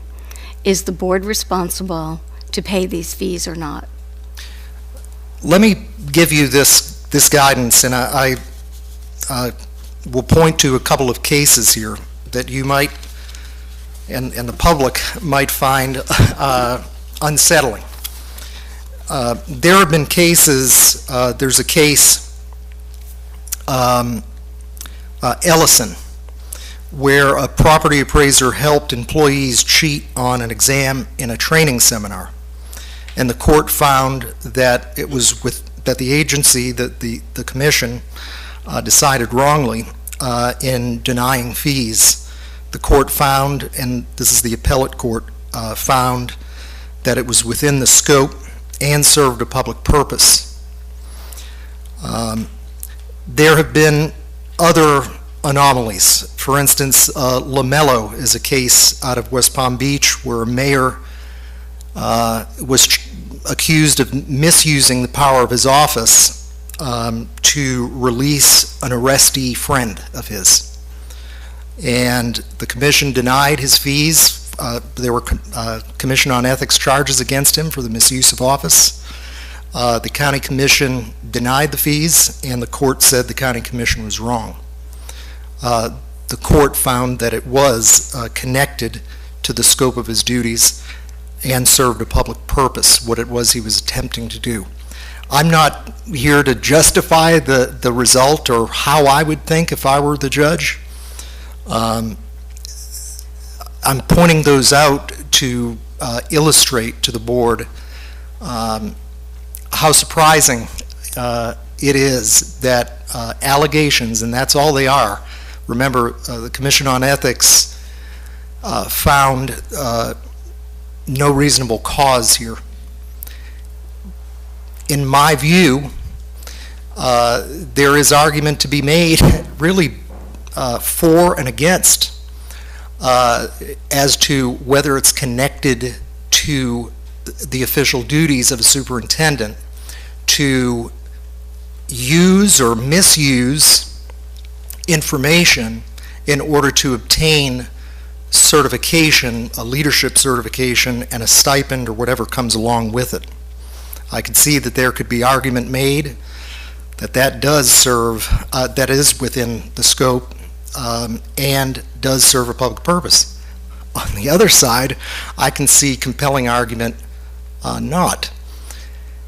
What I consider really doesn't matter, and by the way, if this board were inclined to deny payment, it would be me to pursue reimbursement and make the argument that it was not within the scope and did not serve a public purpose.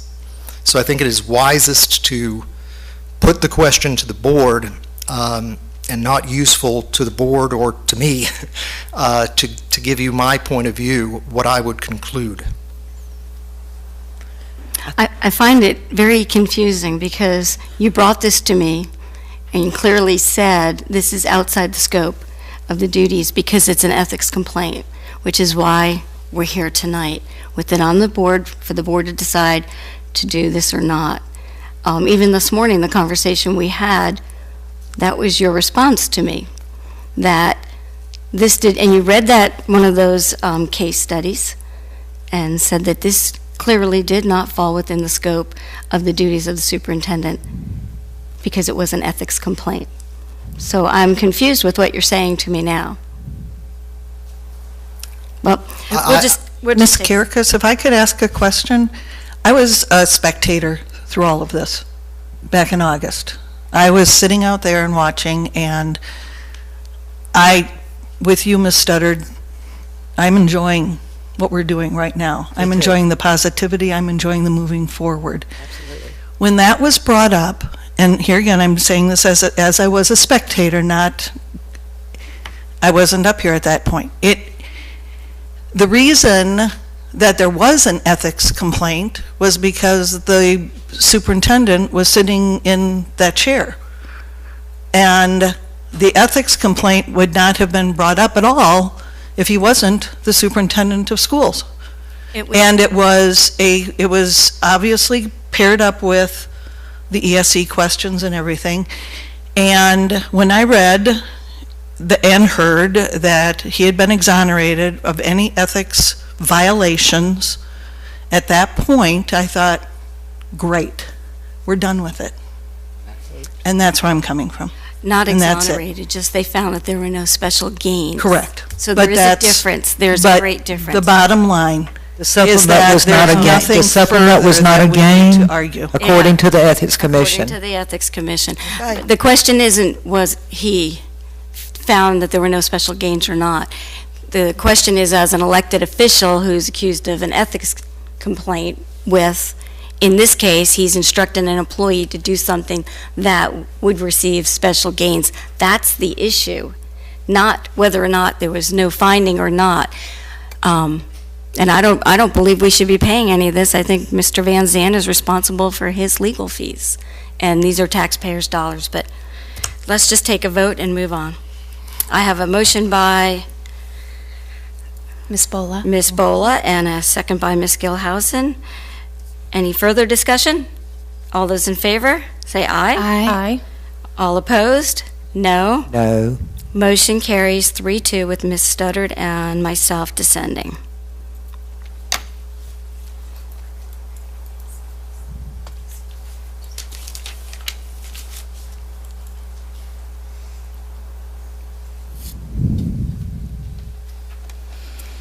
Ms. Bush, did you get that? You're good? All right. And guess what? The sun will come out tomorrow. Yep. You know, we'll go, life goes on. Our next item is the personnel consent agenda, and I have 2 cards. The first one is Mr. Gavin Rollins, and the second one is Mr. C.J. Cook.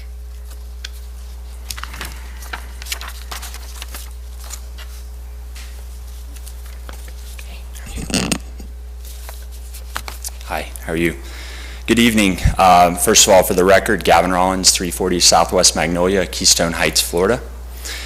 Good evening. I come to you tonight as a concerned veteran. On March 1st, 2017, I returned from nearly a year of deployment with the Florida Army National Guard to a combat zone in Africa as a part of the global war on terror.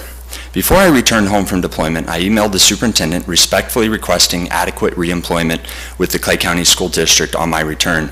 I would have been willing to return as an administrator, but I wanted to be a good employee, and so I stated that I would be willing to take a social studies teaching position in a full-time capacity as adequate reemployment if an administrative position was unavailable. The superintendent responded that he would work with staff and circle back around closer to my return. When I returned, I spoke with him on 2 occasions, and in both cases he said to work with Human Resources and that they would place me in a position. Human Resources reached out to me at the beginning of April and said that they would place me in a temporary ROTC instructor position even though I was not qualified for the position. I was not offered reemployment as an administrator. I didn't want the ROTC position and protested, but they responded by saying if I take this temporary position, I will be guaranteed placement as a social studies teacher in the fall. I was told that the ROTC position was my only option for reemployment. So I agreed on the basis of that promise. The day of my in-processing for the temporary position, I was told I was required to resign as an administrator. I protested saying I didn't want to resign, but I was told that I had to resign or I would not be reemployed this school year. I resigned only because I was told I had to and only with the understanding that I was being offered a full-time, year-long social studies position. My temporary position was $20,000 a year less than my administrative position had been and was only 38 days of total reemployment. I'm now being told, and in fact just recently received a letter that my insurance is going to be canceled, that my employment is being concluded and that I have no right to be transferred into a position that I was previously promised. This isn't right or moral. This isn't legal according to federal law. The Uniform Service Members Reemployment Act is designed specifically to protect veterans against this very thing, which is known as bad faith reinstatement. This also sends a terrible message to veterans across our community that the school district doesn't value our service. For me, this isn't just about a job, it's about what is right. Because as Martin Luther King Jr. once said, injustice anywhere is a threat to justice everywhere. I fought there, must I come home and fight again for adequate reemployment? The school board has an opportunity tonight to do the right thing, the legal thing, and not conclude my employment. Thank you so much for your time and for doing what's right for veterans. Thank you, Mr. Rollins. Our next speaker is C.J. Cook.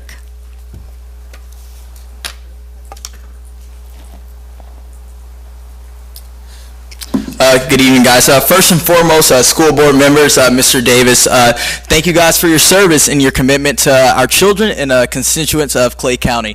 I come to you today as a 20-year-old concerned citizen, combat veteran, and member of our community after hearing of how the largest employer in our county decided to conclude my fellow brother-in-arms employment upon his return from a combat zone.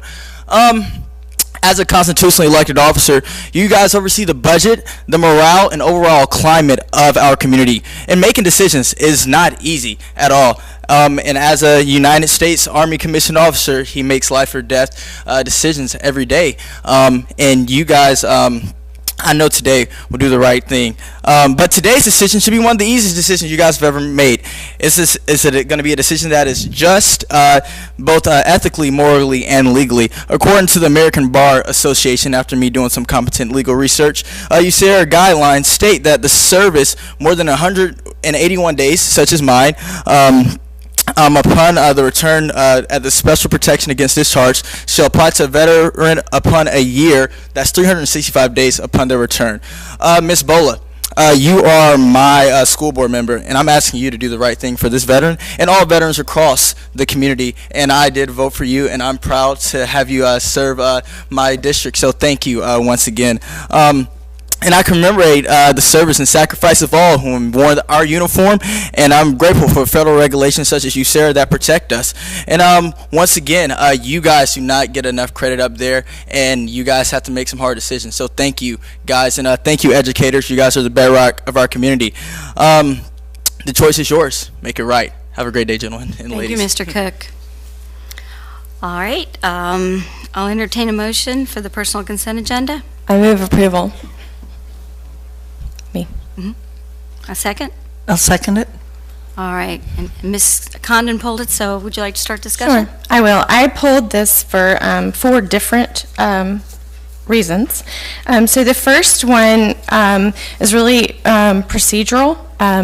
This document, most of the time, is a rather small document, but about 4 to 5 times a year, it is huge. And I know we've made a lot of great improvements on our documents and how they come to the board, and I would like to request that at some point this one be looked at to separate some of these things. It was not lost on me that the reason that this document could come in the form that it did today is because of mine and Ms. Gilhousen and Ms. McKinnon's vote in 2014, because prior to that, the previous school board had changed the policy. If you'll remember back, where the job descriptions actually had to come a month prior to an appointment being made on a personnel consent agenda. They couldn't come at the same time. So it was not lost on me but I do understand why it was done at that time, and I wouldn't change my vote from 3.5 years ago to today, because I felt like that was a bit of an overreach, the way the policy was written in probably early 2014 or 2013. I felt like it was a little heavy-handed, so I wouldn't change that vote. But we do have to trust as a board that the superintendent will do the right thing and not bring us job descriptions, because if you just look at the pure layout of the personnel consent agenda today, there are appointments prior to job descriptions being approved. And so we're actually, and I recognize we're doing them at the same time, but then further down we're doing the allocations for those things, so it's just the order becomes difficult. That was just the procedural thing. My second issue, and this is a little bit of a repeat from our workshop last week, but Ms. Karakis, we missed you and we missed your discussion and your input. And I did watch it. I knew you did. I knew you did. This afternoon. And if I know that a lot of the public doesn't watch our agenda workshops, if you were going to watch that one, that was a good one to have watched. If I can interrupt you, I could not hear Ms. Studdard or Ms. Gilhousen with the air conditioning going, so we might want to consider Microphones. a different room or something, because I could barely hear either of you talking. We've had microphones in that room in the past. I'm We sure did. we could do that again. We did, yeah. So, Sorry. No, that's fine. At that workshop, the superintendent told us that some of these decisions that are on the personnel consent agenda have to do with leveling. And because of our collective bargaining agreements, he can only really level positions that are not collectively bargained, which means our administrative employees. And from a cultural standpoint, that doesn't give me a great feeling for the culture that we want to move forward with our administrative staff, because if I were an administrative employee, I would now be sitting around wondering, am I getting leveled up or down? It could be an improvement for me, or it could be a demotion and loss of pay for me over time. And those employees don't typically speak up because they just want to be reappointed. In fact, I had an employee tell me just today that it is incredibly difficult across our state that if you are not reappointed to find employment in another district, that if you have the designation on anyone's record that you were not reappointed, that it's incredibly difficult to go to another district and find employment. So I imagine that they wouldn't have just said that if it weren't a situation. But anyway, if we get into leveling, I said at the workshop that it's important to me that it's done consistently. I think there was a misunderstanding based on a discussion Mr. Daggett and I had. I think there was a misunderstanding of what I said at the workshop, that it was illegal. I don't believe it's illegal. I want it to be done consistently to avoid legal challenge. As you said earlier, Ms. Gilhausen, protecting the district from undue legal challenge is, I think, appropriate as this board moves forward. So I do agree there. And my concern here is what I see is the inconsistency that is concerning to me, is that we are being asked to do leveling in our career and technical education group. Superintendent said he intends to level in the vice principal, assistant principal ranks, but we're not applying them the same way. We're only leveling the vice principal job out, pulling that one out, only when those are vacant. And we're not doing that in this case. So that is a concern of mine going forward. My issue with the career and technical education in particular is that Mr. Davis told us that not all the surrounding counties have a director of CTE, but I checked and they all do. Even the small, poor Putnam County has a director and 3 staff. All the counties in the top 10 in the state have a director of CTE, and all of our similar sized districts that we've compared to have one. That said, I do not intend to challenge the superintendent. He has given us that direction. I do feel like this seems to be a strategic decision, and our strategic plan goes from 2012 to 2017. It's in place now. We're supposed to have a new strategic plan coming, and I guess I would have liked to have seen this come as a proposal on a strategic plan and let the board make the decision to move away from this. And as I said at the workshop, I'm concerned about the message that this sends to our CTE students. About half of our students, when they graduate, don't go on to college. These CTE certifications are critical for them having job skills.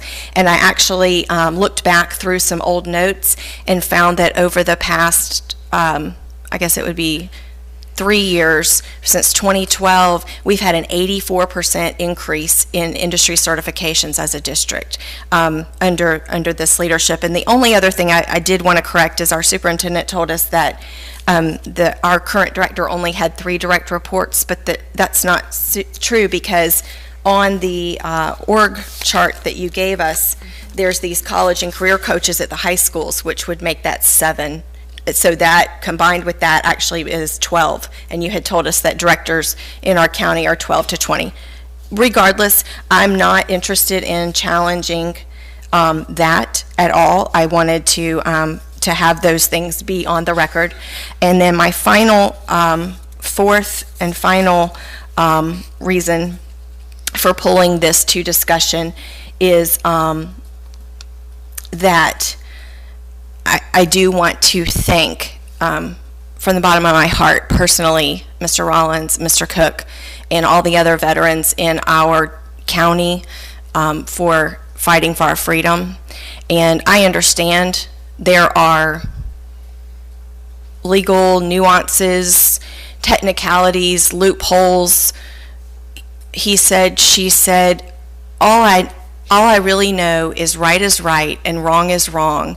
And I'm so grateful for our veterans. And I think I would like us to take the name out of it. I know that there have been times when on this dais, there have not been nice things said on either side about certain individuals. I'd like us to take that out of it and look as a district of how we treat veterans and how we can work as a district to not have this happen.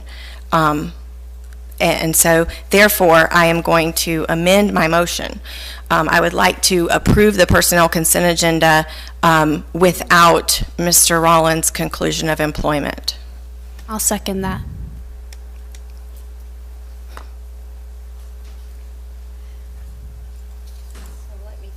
We have a motion to amend the motion by Ms. Bola and a second by Ms. Gilhousen. The amendment was by Ms. Condon. I made the... I'm sorry. Yes. And I was looking right at you, Ms. Condon. I'm sorry. Ms. Bush, did you get that motion to amend by Ms. Condon and second by Ms. Gilhousen? Any discussion? I don't think anything more needs to be said. I couldn't agree more with what you've stated so far, Ms. Condon, and I'll just speak from my heart. My husband's deployed right now, so that hits close to home, Gavin, and I appreciate your service more than you know. Let me just ask something on the legality of it. May I ask the attorney something again? Mr. D'Agata, on this, I forget what he called it, Osaga, what? USERRA? USERRA, okay.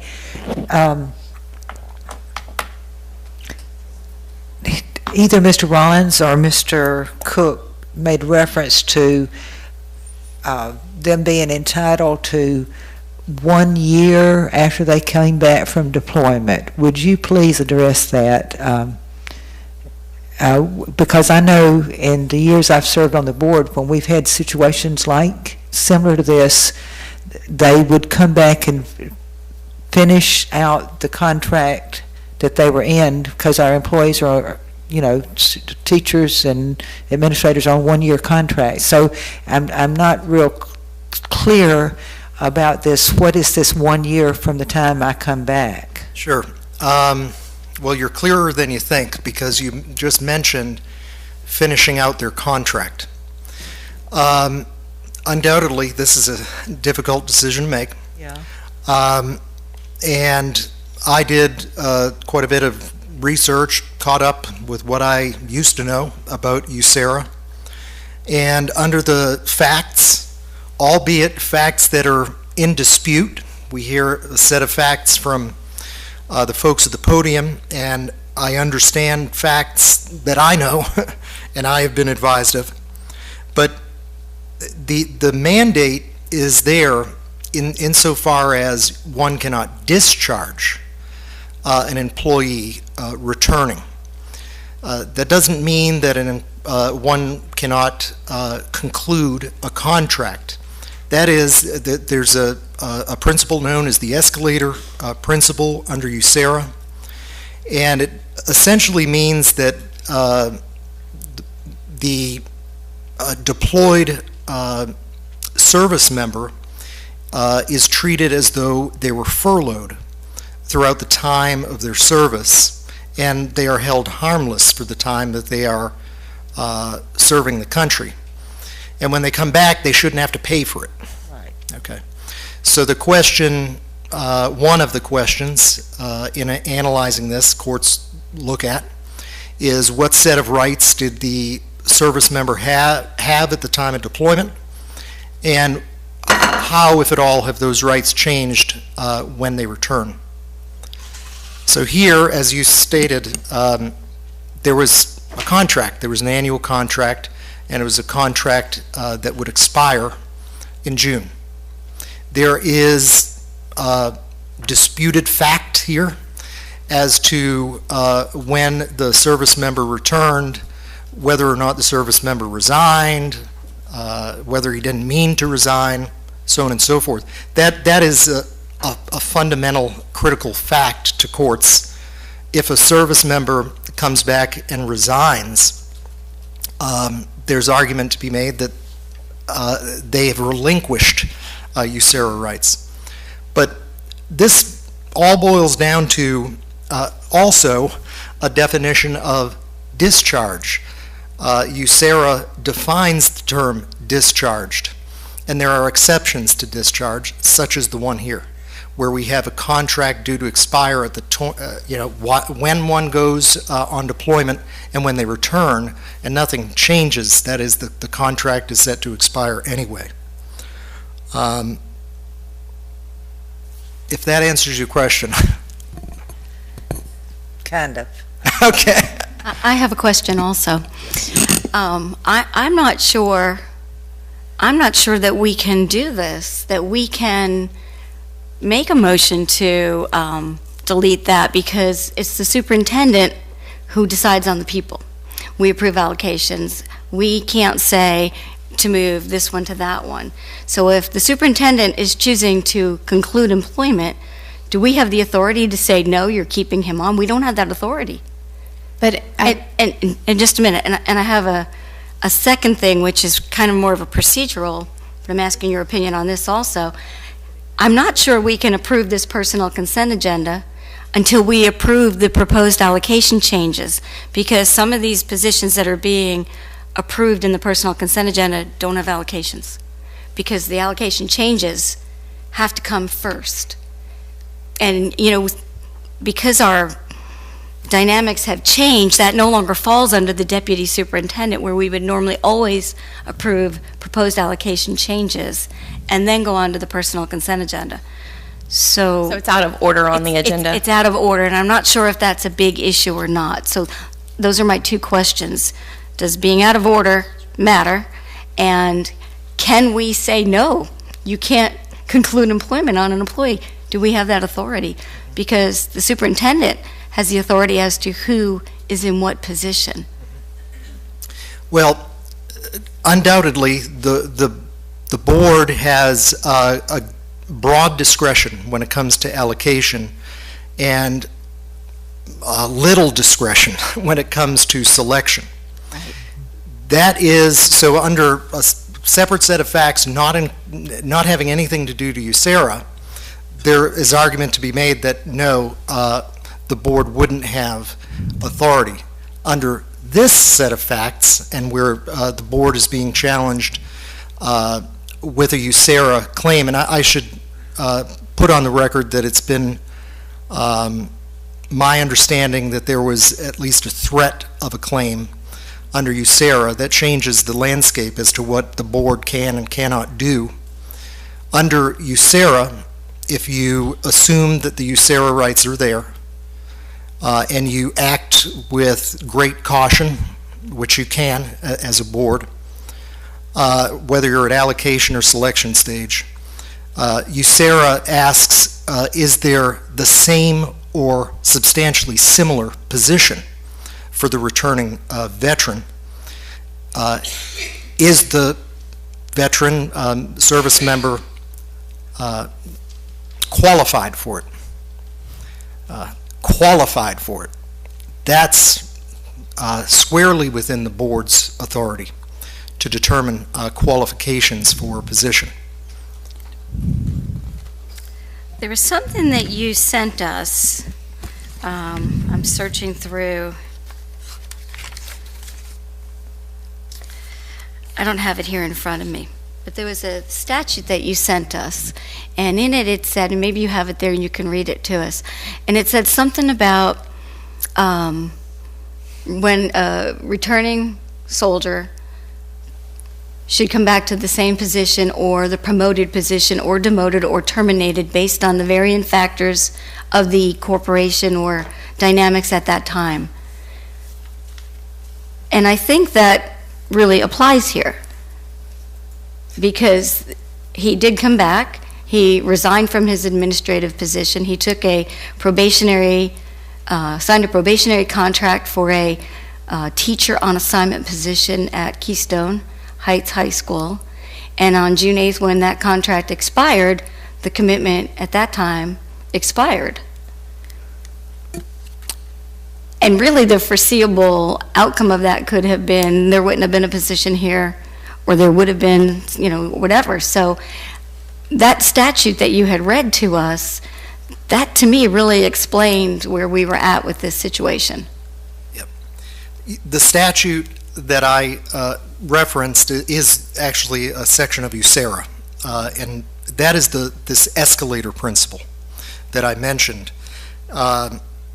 The principle's application could mean, says many courts, that the service member returns to the same exact position, a promoted position, or even a demotion, transfer, or layoff status, depending on the intervening events which may have transpired in the workplace during the period of military service. So, roughly speaking, what's good for the goose is good for the gander, is the escalator principle. Whatever happened, whether it was a positive thing or negative thing to the class of employee that this service member served or was a member of, the service member enjoys the benefits and suffers the consequences of loss that the entire class suffered. Okay. Thank you. All right, so I'm still uncertain about the superintendent's authority, though. I don't feel that we can, whether there's a possible litigation or not. I'm not sure that we should be voting to conclude employment when the superintendent is responsible for the employees, the choosing of who or what. And you're saying that, yes, we should vote, or not that you're saying we should vote, but that we're not stepping on any legal ground by voting, and that's the superintendent's purview as to who he hires and who he fires? Well, that's true, but it's the board's purview to act in greatest caution or not. So here, like I said, you're not entirely without authority here. I wouldn't, I do everything that I can to stop that if you lacked authority to do this. Alternatively,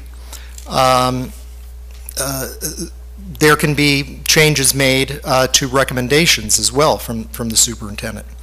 So you do, I am not with, I know of no statutory prohibition that says you as a board can't go about making an adjustment such that a returning veteran is placed in the same or similar position. A position is available and the service member is qualified for it. But it's not about that. This probably we shouldn't even be discussing if there is possible litigation. But I don't think that this is something that we as a board should be voting on, because we don't have the authority to say who the superintendent must hire and who the superintendent must fire. Ms. Karakis, I wanted to just tag on what you're saying. When it comes to approving hires, for example, the board can object to a hire based on just cause. Mm-hmm. That would hold up in a court of law, correct? So would that apply here as well, Mr. D'Agata, that if there's just cause as to why this employee should not be terminated? No just cause. Not exactly. Those are, cases of that nature are where a board acts against the recommendation of the superintendent in actually placing someone and selecting someone. The law is quite clear that the board is without authority to do so. Then my question then would be, then why are names of reappointments ever on our personnel consent agendas? If we can't remove them, that means we can't vote them up or down. Because here's my predicament. If I made the motion to not approve the entire personnel consent agenda, which, don't worry, I'm not going to. There's a ton of teachers on there, a ton of administrators, a ton of support employees that wouldn't be reappointed just because of one issue. And that's, again, and maybe it's a problem with the document itself, but I don't understand why I couldn't make the motion to remove. If not, why are they on there? So through the chair, I would say this. The board doesn't have the ability and skill set to tell me who to hire and not to hire unless you have just cause. Just cause to remove an employee, to remove an employee from my recommendation. Do not have just cause to take someone, to add someone to my body of work.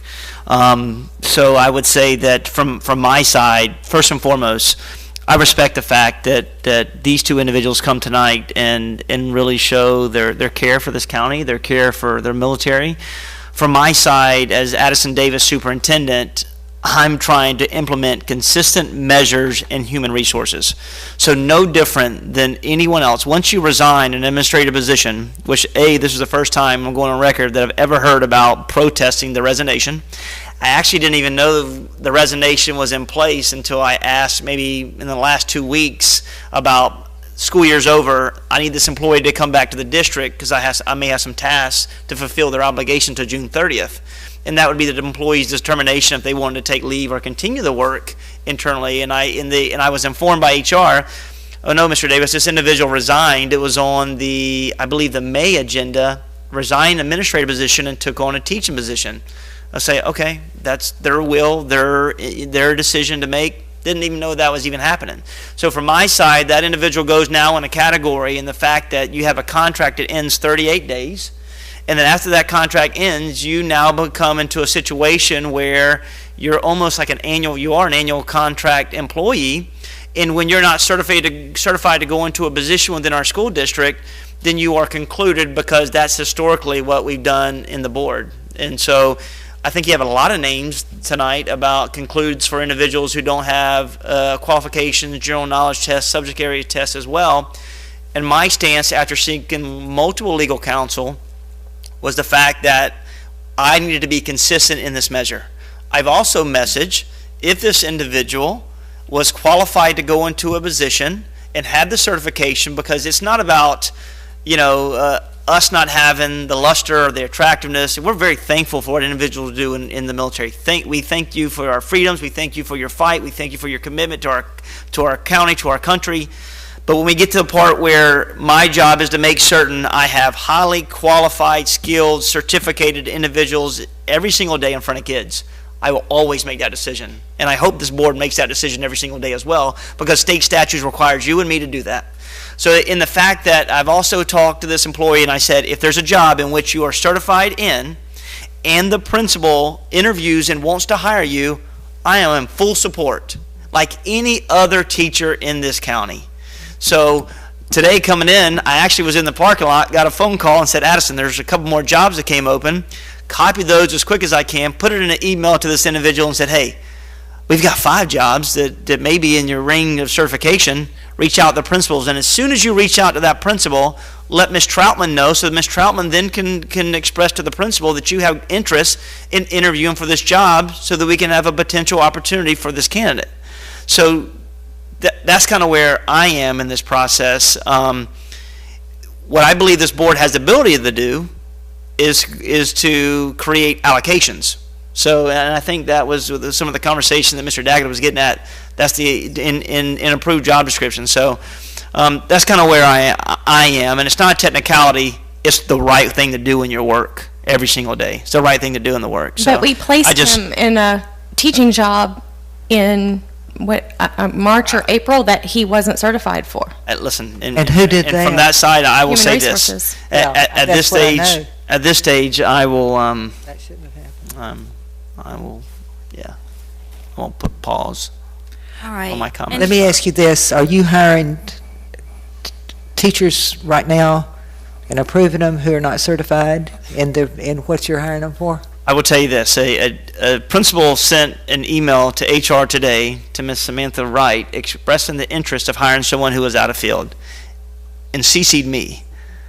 I returned and said, we will only hire individuals who are in field and highly qualified or certificated in the job, just to be consistent. I don't know this individual they want to hire may have been the best person that they interviewed and had the greatest skill set, energy, wanting to come to the work. But at the end of the day, they weren't certified. There is a point, I will tell you this, we do have the option of hiring someone out of field if we get to a point where we have interviewed all summer long and we do not have a certificated person in that content area, they have a temporary, and it's like August and September, and we haven't found a certificated position to put someone out of field but the employee has to agree for 1 calendar year and then has to seek certifications, and if they do not, they are eliminated and terminated. As much as we may have to do that down the road, I'm not saying today in June that I don't have faith in the next 30 days, because I would say all the way, and we have to set a deadline, probably the end of July, 1st of August, that we would even begin to entertain that thought. Because I will want to work to recruit, whether it's internal, external, statewide, nationwide, highly qualified candidates that are ready to teach for and certificated in front of our kids. I say that every day. So I want to make sure I understood you. You said if this individual is, whatever this individual is certified in, the jobs are there. If the principal wants to hire them, they certainly, there's no reason for that not to happen if the principal wants to hire them, if they're certified. And through the chair, I'm telling you openly, if we have a principal that wants to hire any candidate, I'm not talking about this candidate, any candidate in Clay County, and they believe that's the right person that's certified and certificated, they own it. They have to own it. It's no different than the way I put the ownership on principals to hire assistant principals and vice principals. That is your hire. You understand what your needs are in your program and your needs are in your school. As long as you're certificated, I will support you, because at the end of the day, you're accountable to me. So if they feel that that's the right person, then it's fair game. They have the right to hire that person. Okay.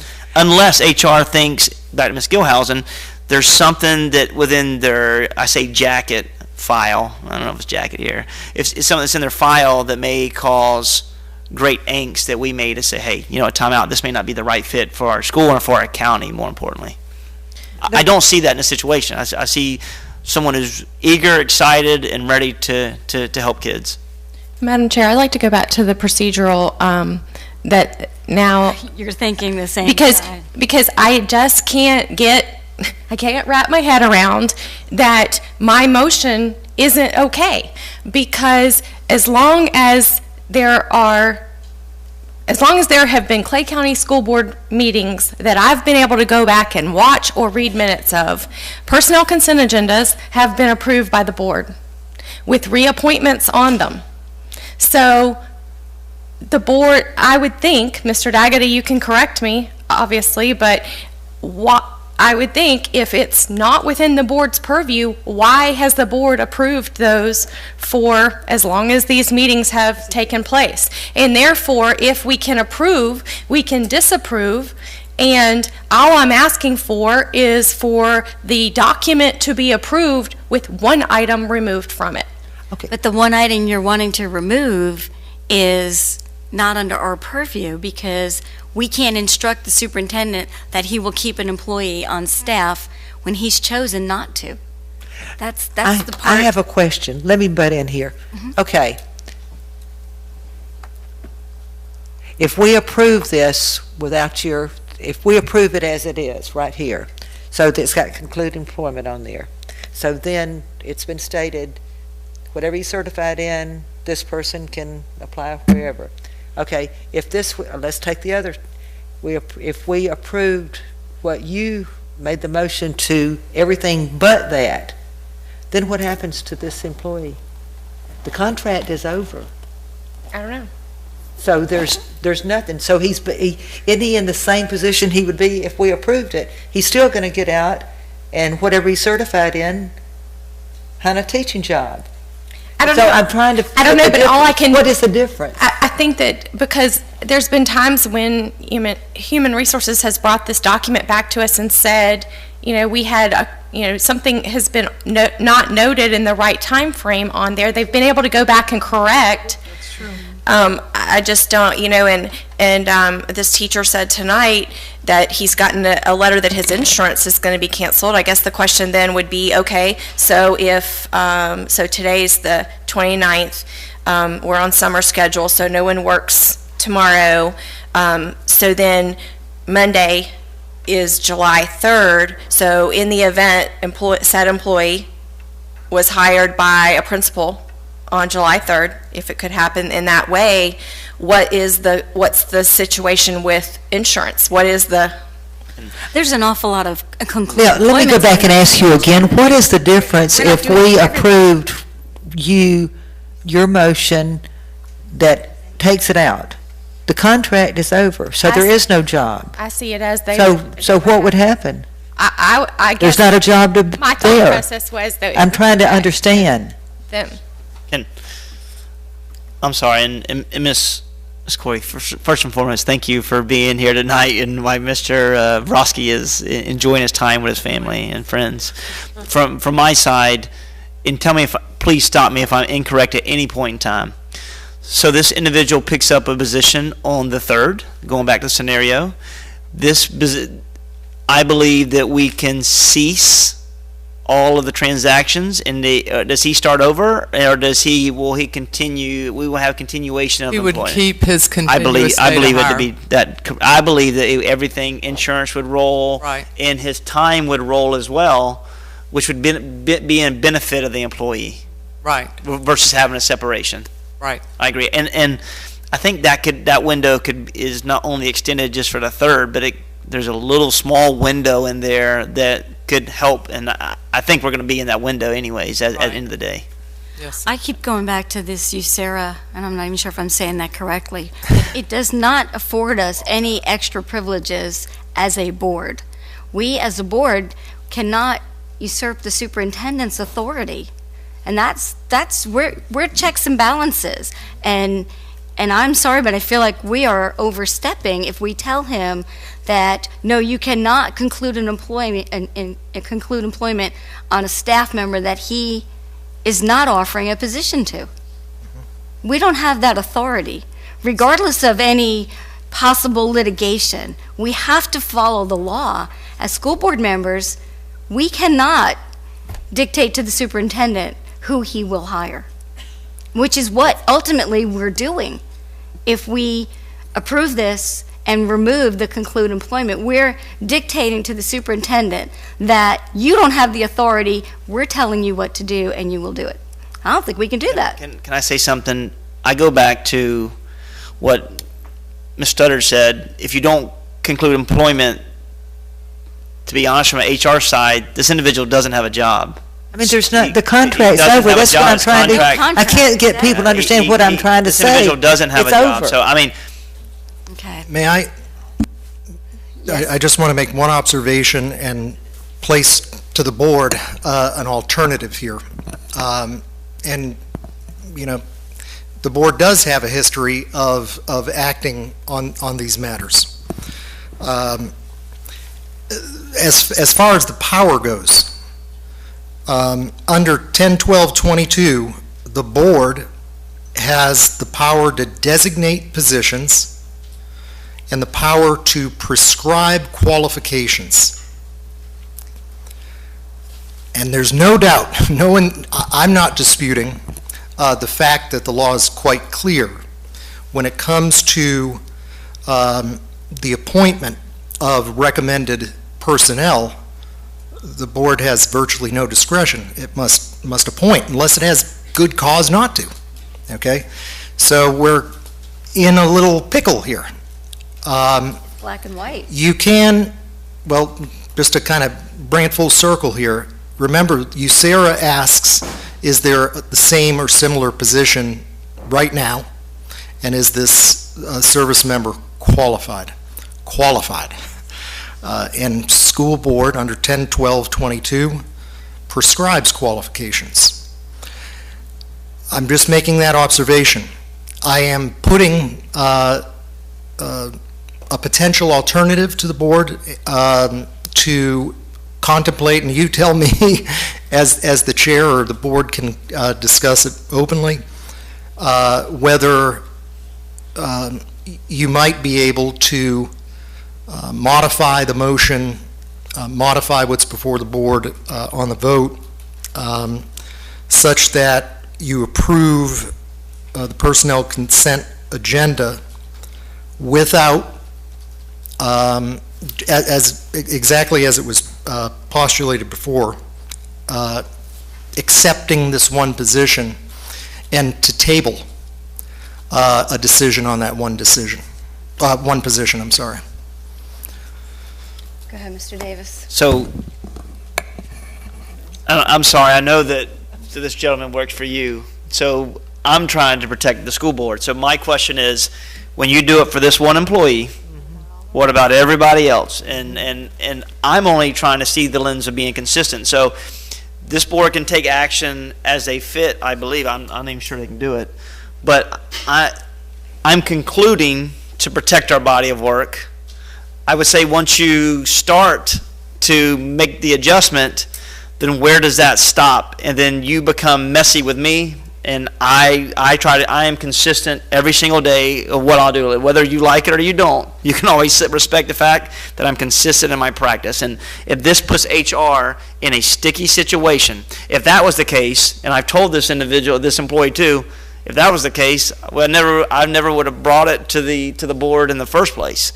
I mean, because I wanted to be consistent with the other 30 plus individuals that were having difficulties with passing the certification. So if you do this, then you put me in a bad situation with my practice, which I openly have great concern with. So other than that, I mean, We've already been sued by a superintendent once. We don't need to go there again for overstepping our authority, because our authority and his authority are two different things. As you just stated, we are allocations and we're job descriptions.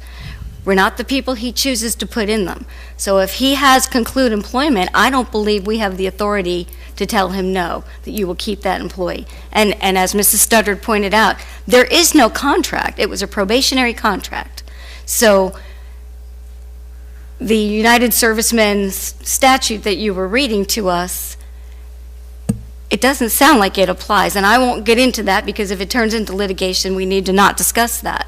But I think we've gone round and round with this. I think we should probably just vote. We need to treat everybody the same. He had a teaching job. There's not a teacher in this county that contract doesn't end in June. So if we make this exception, The annual contracts all end in June. Yeah. And there's a list of people on this agenda and last month's agenda that had conclude employment. But we're singling out one person here. Can I just interject here? What makes him different is his deployment. That is the unique circumstance here, and return to employment after deployment. So consistency would be consistency in how we treat veterans returning from deployment. So we can be consistent with that. Sure, hence the, excuse me, I'm sorry. Hence the reason that individual was provided a job when they came back. That's the consistency. That's the law. My job is to make sure that that any individual, when they come back, has a job, fulfills their contract, and continues their body of work. I would argue that's my job, and that's what was I presented. understand that, but I would argue that 35 days worth of employment would not be the intent of USERRA. And at the end of the day, listen, I didn't sign a 38-day contract. I didn't ask any individual in this organization to resign an administrative position at all. Didn't know this resignation was even took place until 2 weeks ago. So, I mean, at that stage, that changes the game. And Mr. Daggett, I mean, you can tell me, when you resign an administrative position in which you come back, and then you sign a 38-day contract knowing that it ends on June the 8th, when that individual elected to become a annual contract, probationary annual contract teacher for 38 days, they place in the same realm of any teacher within this organization. What's alarming to me is that nobody saw fit to present that to him at the time. You have a military veteran returning from service, and he signs this contract. Did anybody tell him that you won't have a job next year if you sign this contract? And I want to tell you this to the chair. I wish, and I told this individual I wish that me and him had a different conversation about his notion or why or rationale for resign, because at the end of the day, I would never have resigned. I would have got my pay all the way to June 30th. I would have made $20,000 or $30,000 more and continued at June 30th, and then decide at that point where this individual fits in the organization, and if there's a possibility, whether it be an administrative job or it be a teaching job. So, I'm sorry, I'm coming in through the middle movie. I don't disagree that, and I don't know, because certain individuals are not here to have conversations with about what transpired actually with individuals. One person has to say that they were coerced and he protested. That's the first time in the last couple of days I've had a conversation since last Thursday that word protest has ever come up. So it's unique now that it comes up. But nonetheless, I want to do right by every individual. Do I think this individual will be good for kids? I think it'd probably be a solid teacher. But in the end of the day, I've got to have controls in place for it to make it happen. So well, I think your controls are in how you treat veterans. Yeah. Are we going to honor his service, or are we not? Yeah, I mean, as a school district, how are we going to treat the people who serve our country? And that's the decision we're making here. It doesn't. Lots of veterans that work for the district who leave and come back. We have lots of them. I don't know how many this has happened to. I mean, I would hope none. And if any of them did, I would go to bat for them as well. This isn't about a person. This is about how we treat our military people. We're a military community with many military employees. I'm part of a military family, and I know you have been too, Ms. Karakis. 20-something years. That's right. That's right. And I think we have a duty here to honor a veteran we also have returning to follow from the war. law. And the law, as Mr. Daggett stated, read the statute on the USERSA, I'm not sure if I'm pronouncing it right, states that what we've done falls within the range of what we're responsible for doing. Well, so if you're wanting us to extend, now you're making a special exemption for somebody as opposed to the other people who are home taking care of their family and serving their community. And I'm not saying one's any better than the other, so please don't take offense to that, because I don't mean it that way. But we do have to look out for all our employees. The second part of that is I still do not think we have the authority to vote on this amended motion. I think that it's going to come back that we have overstepped our authority as school board members. We cannot dictate to the superintendent who he must hire. I appreciate your perspective, but I would prefer to rely on Mr. Daggett that there is some leeway here. All right. He's our counsel, and I would defer to his opinion on that matter. See, what is happening here, a couple of very need a difficult... firm stand here. Yeah. Give us your couple of legal. very difficult decisions to be made. You're balancing threats, essentially. Acting without authority. Are we acting without authority? That's a concern. The other concern is, are we exposing ourselves to a USERRA lawsuit? Tell me, So- are we acting without authority? If we do take this vote, are we acting without authority? With respect to 1012 and the state law, the board has virtually no discretion. Okay, so yes, we would be acting without authority. Thank you. Ms. Gilhousen, any other questions? That was not my understanding of what you stated earlier. I thought you said we have no discretion as to hires, not as to what the motion on the table is here. So, what I said, you have very, very little authority, okay? You're not completely without discretion to avoid an apparent threat. We have received an apparent threat of claims under USERRA. If, picking the poison is essentially what we're looking at here. That's why what I've suggested... Mr. Daggett, let me interrupt you. Yes. Anywhere in the statute that you just read, does it give us the authority to overstep our bounds because of a possible threat? Of course not. No, it doesn't. Okay, but I kept coming back to the language of the statute, that is 1012-22, to designate positions, totally your authority. To prescribe qualifications, totally your authority. And USERRA asks, is there the same or similar position that's available for which he is qualified? If there is none, and we are we have an employee who is not qualified. That ends the discussion. All right. Thank you. Any further discussion, or should we vote on the amended motion? The amended motion was to approve the personnel consent agenda with the removal of Mr. Rollins' position, or Mr. Rollins' conclude employment. However, we don't have a position for him to go into. There's lots on there that are conclude employment that we don't have positions Correct, for but that that's, are being I'm concluded. making a statement, I'm True. not making a And- comparison. We don't have a position for him to be in at this point, is that And- correct, Mr. Davis? Through the chair, if he's not on the conclude, I can tell you that he has to go through the same process as anyone else. Right. He's got to go interview for jobs, and a principal has to So want to hire it's him. basically the same thing? Yes, ma'am. Whether he's concluded, whether we concluded Well, or not? well, no, it's not, because you're taking a number of teachers that are in the same situation that are not Certified for their area that. or annual contract are being concluded. I would say, Ms. Corey, so anything you want to add, or? Okay, so there are people on the consent agenda who are out of field and some that have not passed their general knowledge test, so they are conclude employment. As soon as they get the results for certification, then they can apply for an interview And go back for into a the pool. position. And clarification, please, how long generally does it take to get the results of testing? I do not know that. Are we questioning whether or not Mr. Rollins is certified Yeah, I for a mean- position? Is that what we're talking And about? and specifically in what area of Yes, so certification? I can go back to the chair. The initial conflict was his inability to be certified in ESE in the past.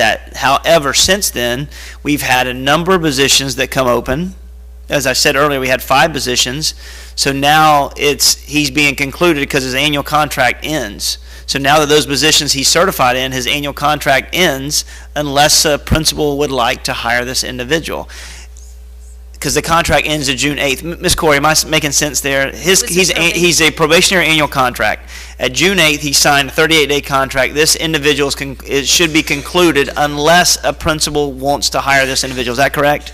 Right. All right, so now it's no longer it is a certification for certain positions. It's not a certification issue for other positions. So Correct. we do have positions available. We do have, there's 5 positions. There's one at Orange Park High School that's AP, I think it's AP US History, which is a high accountability area. The principal will determine whether or not they place. And then there's 3, there's one at Oak Leaf High School that is the original position of social studies in ESE. This candidate's not ESE, waiting on scores. That was the original issue. And then there's 3 additional positions in junior high that are, I believe there's a regular social studies position that that this individual could qualify for with a certification. However, this individual doesn't want to go to junior high school, wants to go to high school. So, but at the end of the day, regardless of what we want to go to high school, we want to go to junior high, the whole point for concluding was A, he was originally not certified, jobs came open yesterday, and then B, the contract ended on June the 8th. Yeah, right. June the 8th. Okay. All right. Okay. Ms. Corey, am I making sense with this?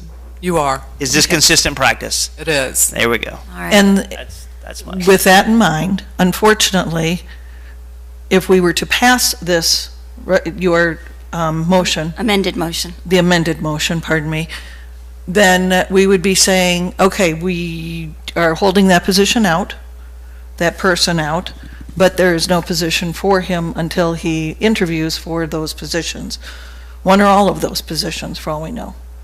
And if there is a position that perhaps was, I don't want to say promised to him because that's not how we do it, but if there's a position that a principal feels that he may be qualified for and we're waiting on certification, we're good with that. And in the case that, let's say the certification doesn't come through for another week or 2, I'm not certain how long it takes.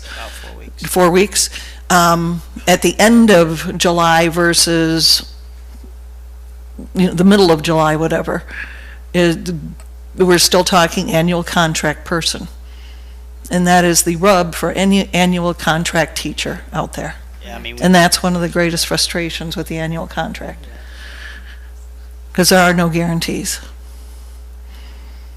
Are we ready to vote on the amended motion? Only one more. All right, we have an amended motion by Ms. Condon, second by Ms. Gilhousen. And the motion was, Ms. Bush, do you need me to restate it?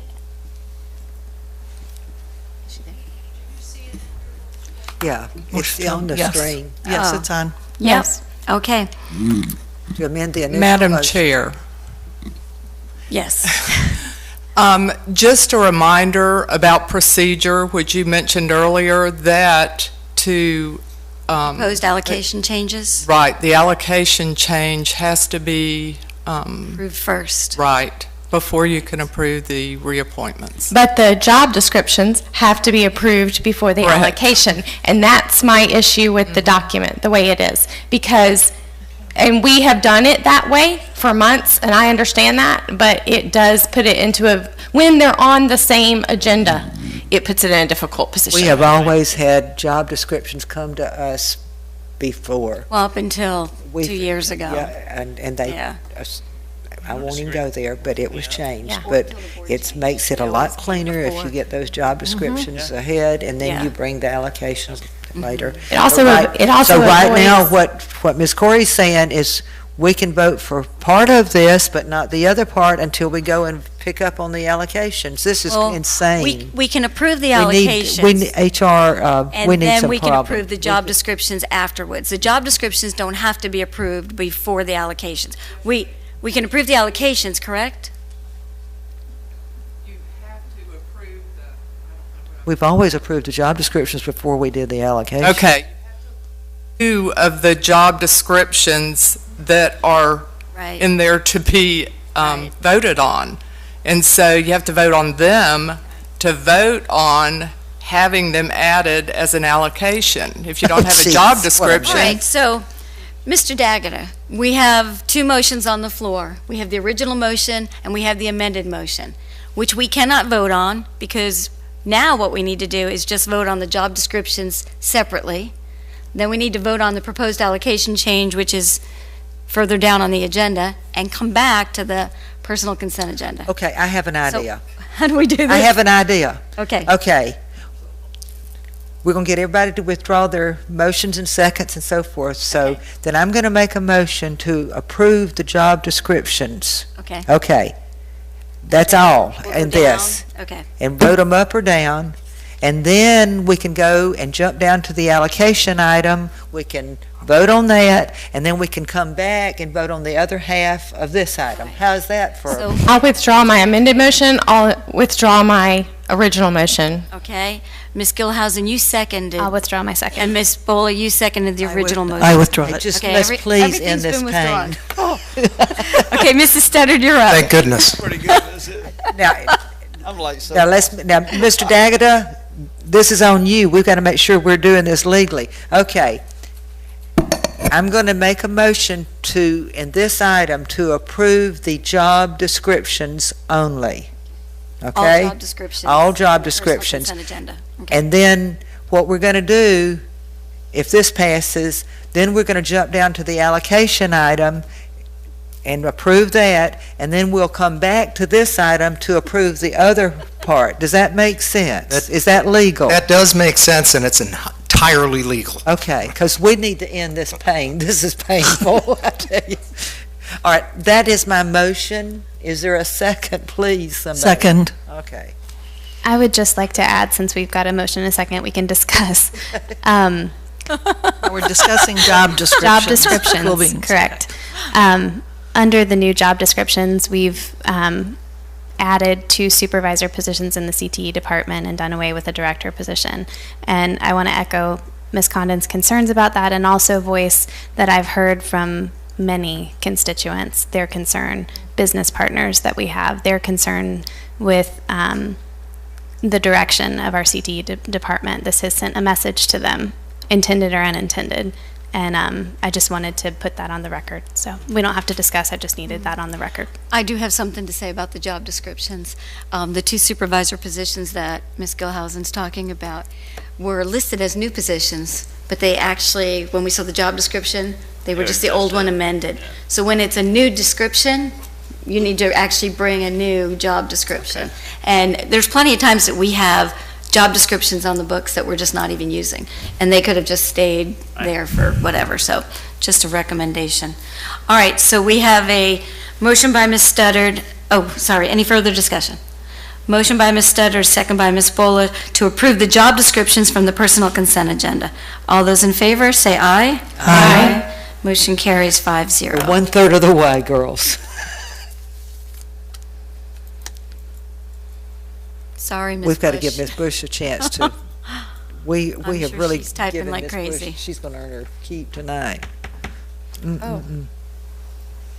We,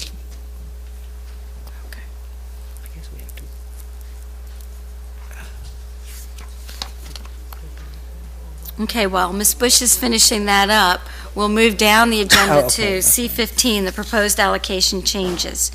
And Ms. Condon pulled this. I'll entertain a motion. She did. She did. I'll move approval. And a second? What is this? Second. Proposed allocation changes. And Ms. Condon, would you like to start the discussion? Sure. So I pulled this. I do appreciate the new format, Mr. Davis, and however, what we have lost in it is the overall total.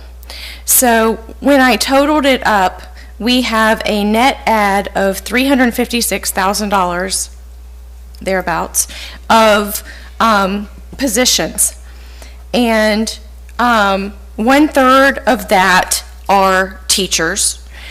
So that means that leaves 2/3 of our ads as district administrators in different departments, differing departments.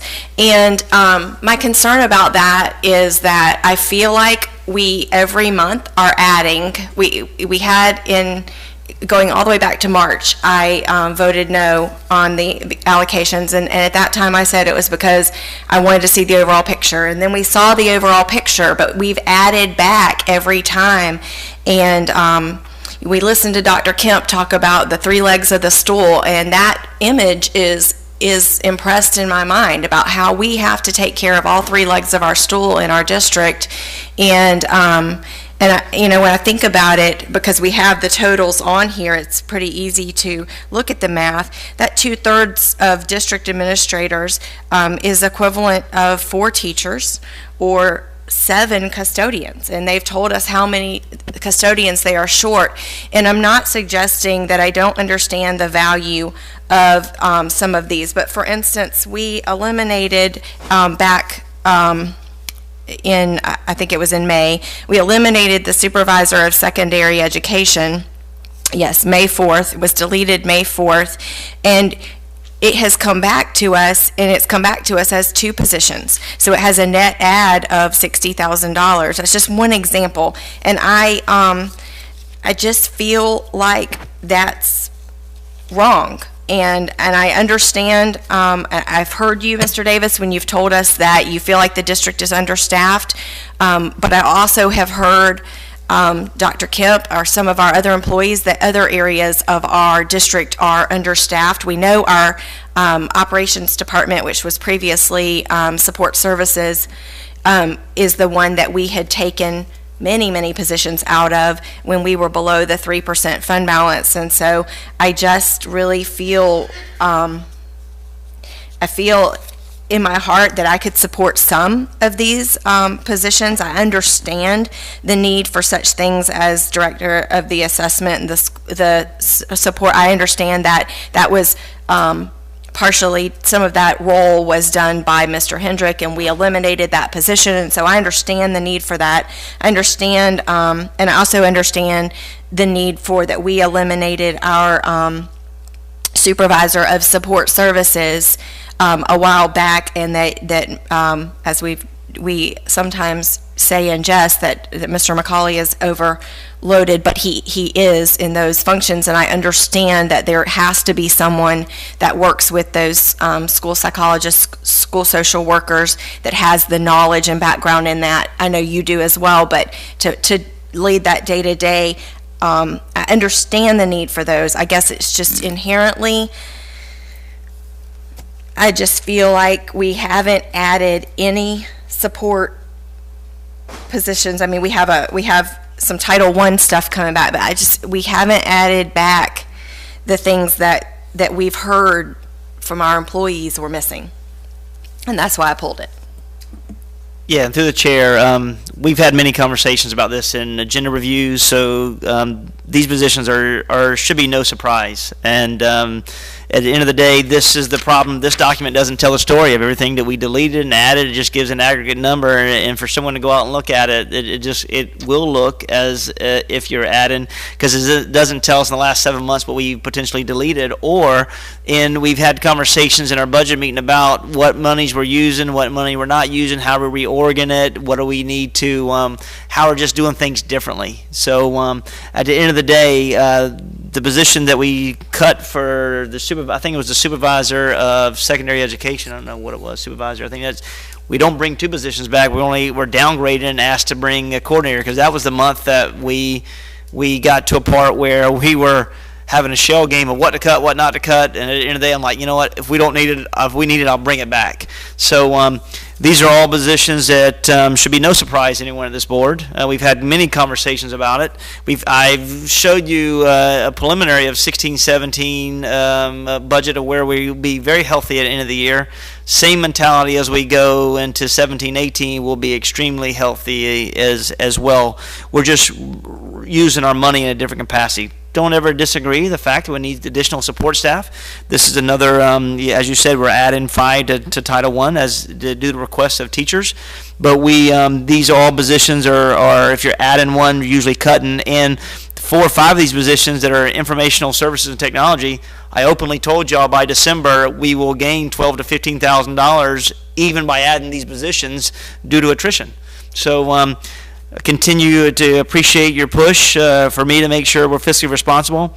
Rest assured that we will continue to be fiscally responsible, but we're going to think differently as it relates to allocations. For clarification on that one position, the supervisor of secondary, I recall you saying last week at our agenda review that you did downgrade it to a coordinator, but you brought back 2. You have the coordinator of secondary programs, but then you also have the coordinator of choice and charter schools. Yeah, those are in 2 different divisions. Those are not one. The coordinator of choice in charter schools is not in the division of secondary education. Right. It's in the division of professional development. Right, but so we're cutting some positions in professional development with curriculum specialists and those types of jobs in order to create the coordinator.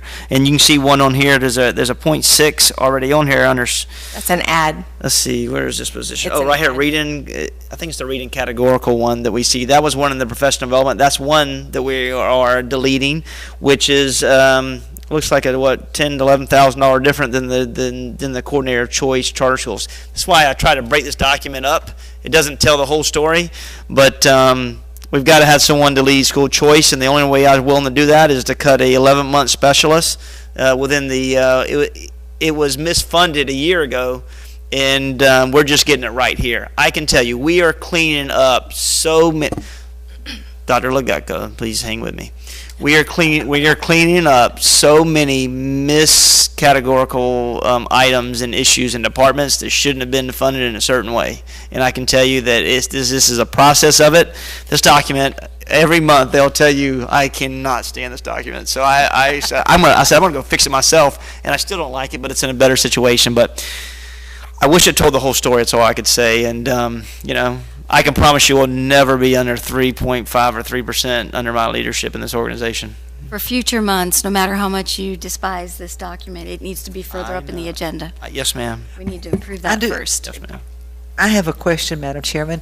This has nothing really to do with this, but it does have to do with the, I was just curious about something. On your, Mr. Davis, on the elementary, junior high, and high schools, you had told us that you, more or less through attrition, are going to changed the vice principals to assistant principals. Correct. Okay. Now, on elementary, junior high, and senior high, I remember many years ago, there was a move afoot to have the high school assistant principals be 10 months or 11 months, 10 months, one 10 months, one 11.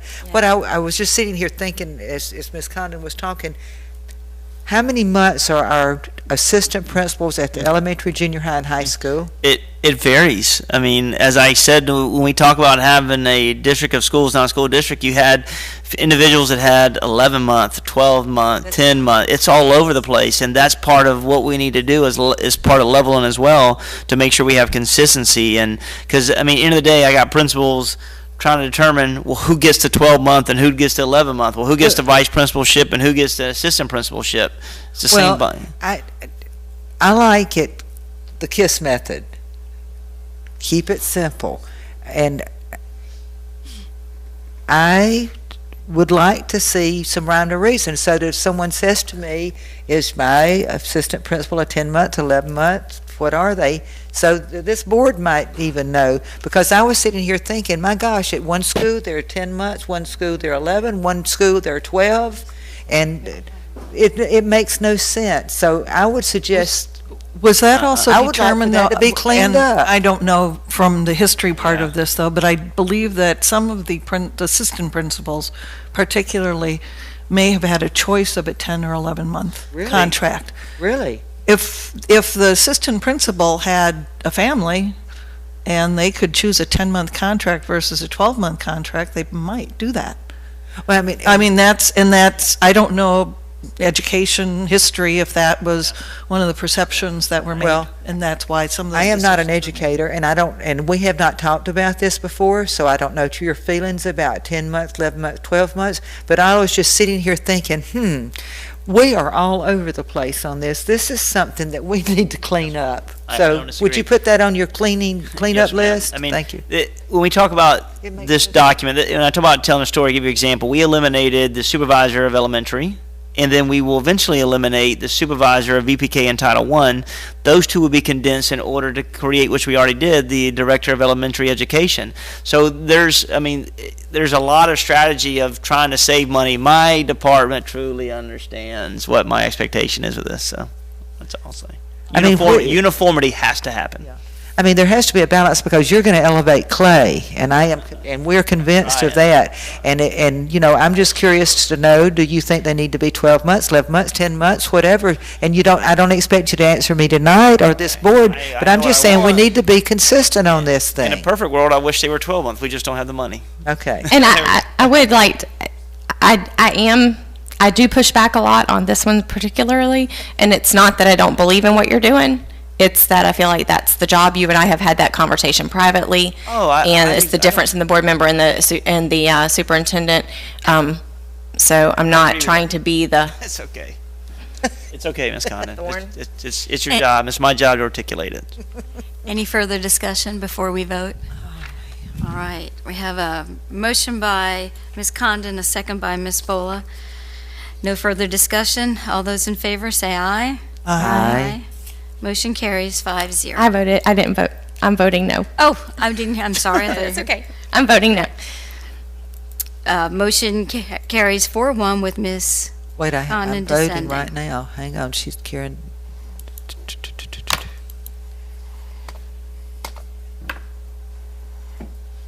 You didn't vote yet.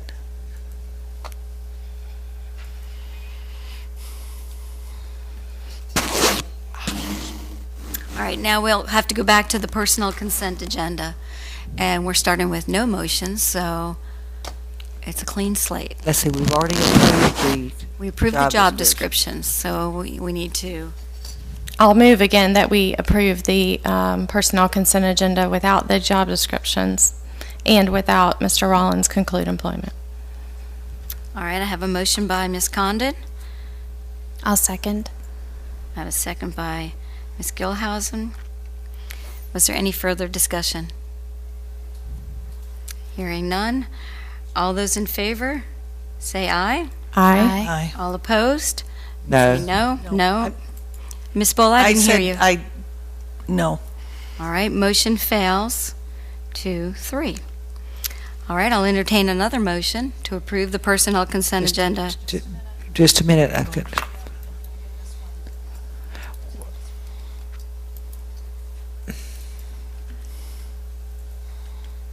Well, this wasn't This an amended motion, Ms. Bush. It was I'm just trying a to- motion to approve. This up here says motion to amend the initial motion. It wasn't amended. It was just a motion to approve with the deletion of the conclude employment. Okay, thank you. So go ahead and vote anyway, and you'll correct that. Right. I don't know. And Ms. Bola, myself, and Ms. Studdard voted no on that. I can't see mine. The one that's flashing in the middle. We got that And I voted. computer so confused. I it need to doesn't know change what my it- vote. This is... This has been a long night. I think we need to, if she misvoted, I think we have to re-vote, all of us I have to. misvoted. I apologize. Yeah. So do we have to refresh or just go ahead and revote? Oh my God. Well, I don't know, give Ms. Bush it a won't minute. let me revote. It won't let you It revote. won't let me revote. Ms. Bush, you just want to do this manually and we'll go on, Ms. Bush?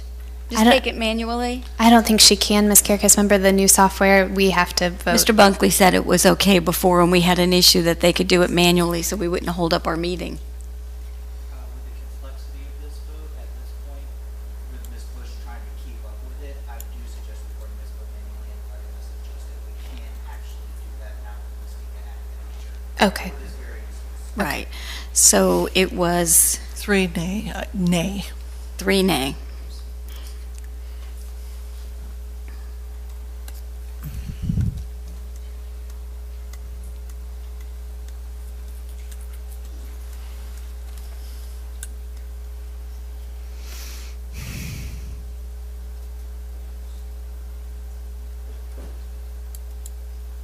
Okay.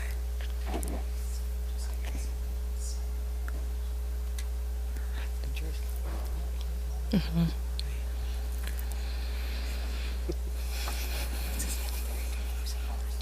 Do you want us to vote again? Mhm. Okay. Vote again on this? Okay. Okay. But the description of this motion will be corrected, right? Yes, ma'am. Thank you.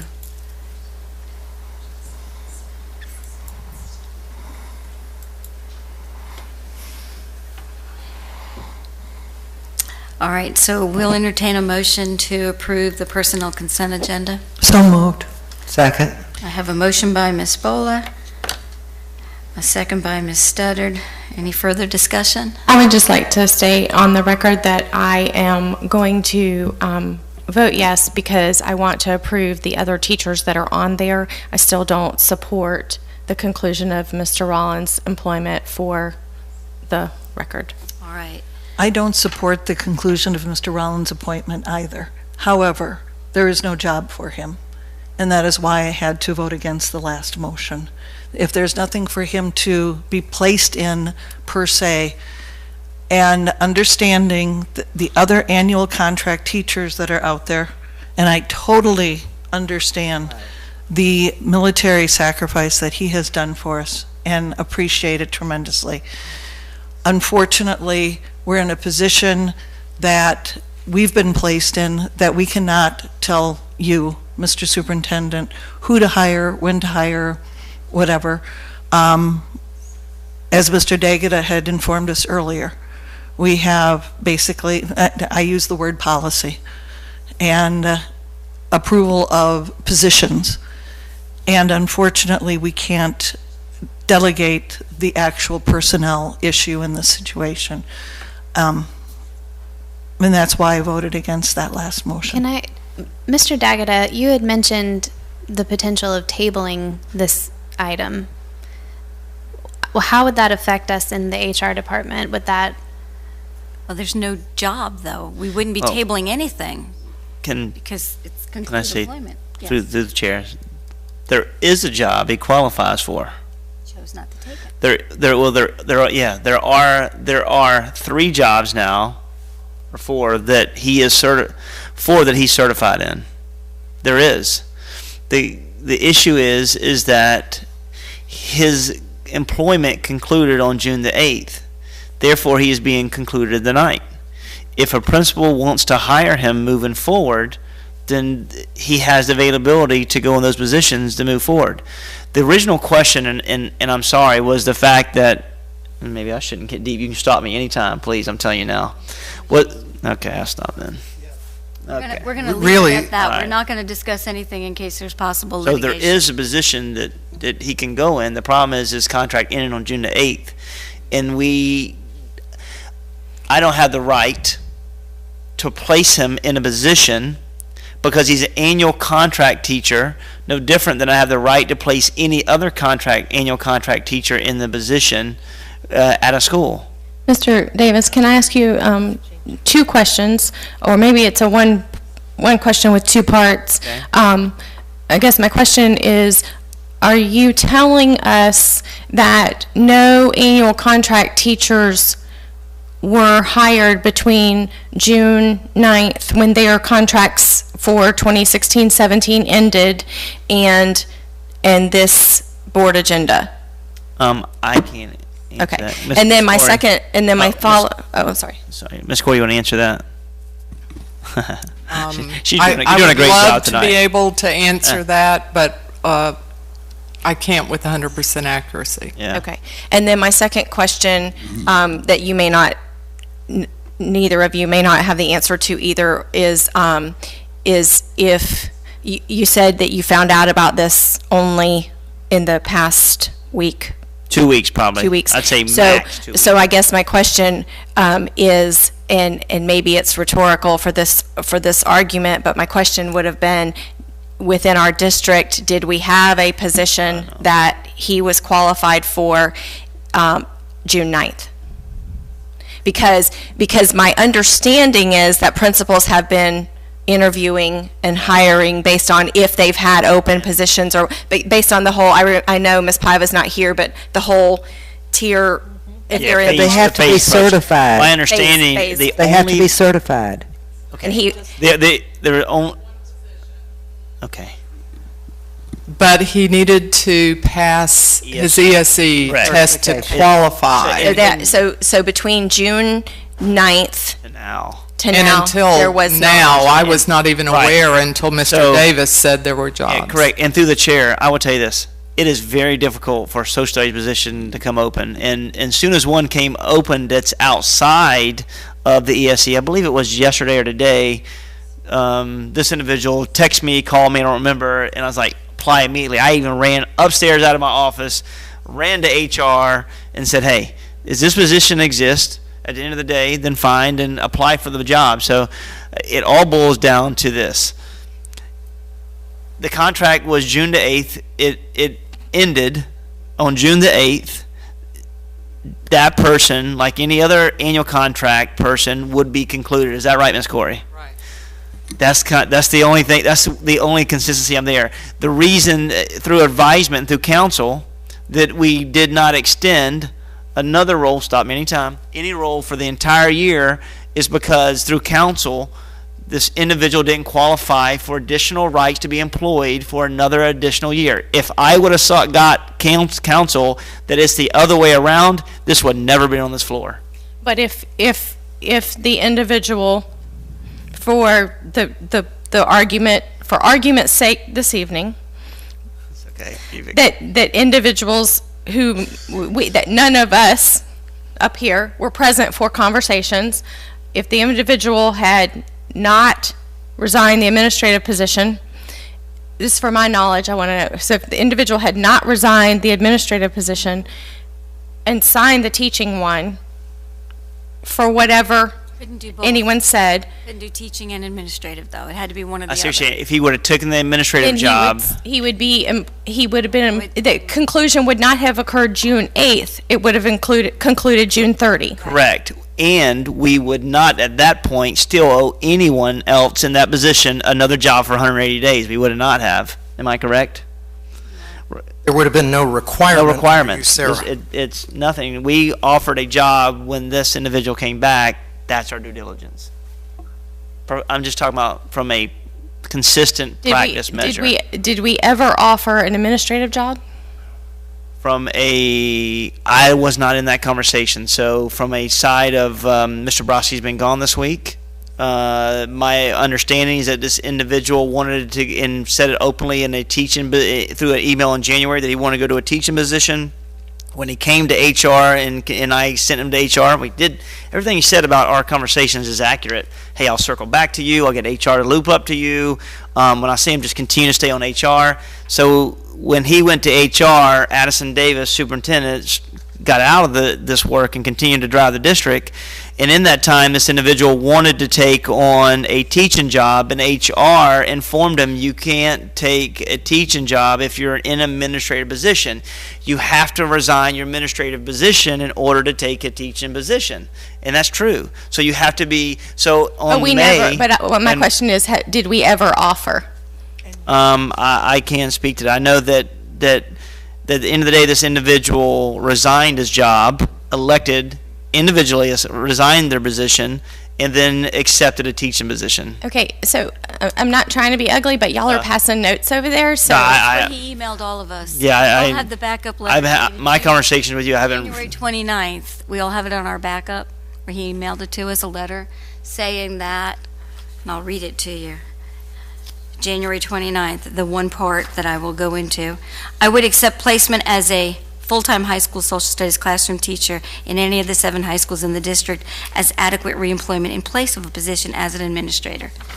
January 29th, and you all have a copy. I just was asking from being an employer myself, from the position of not what did the employee say to me, the employer, but what did I do as an employer? And I guess I was asking, in covering yourself from a legal standpoint, did we ever offer in writing an administrative job upon this employee's return and have the employee decline that?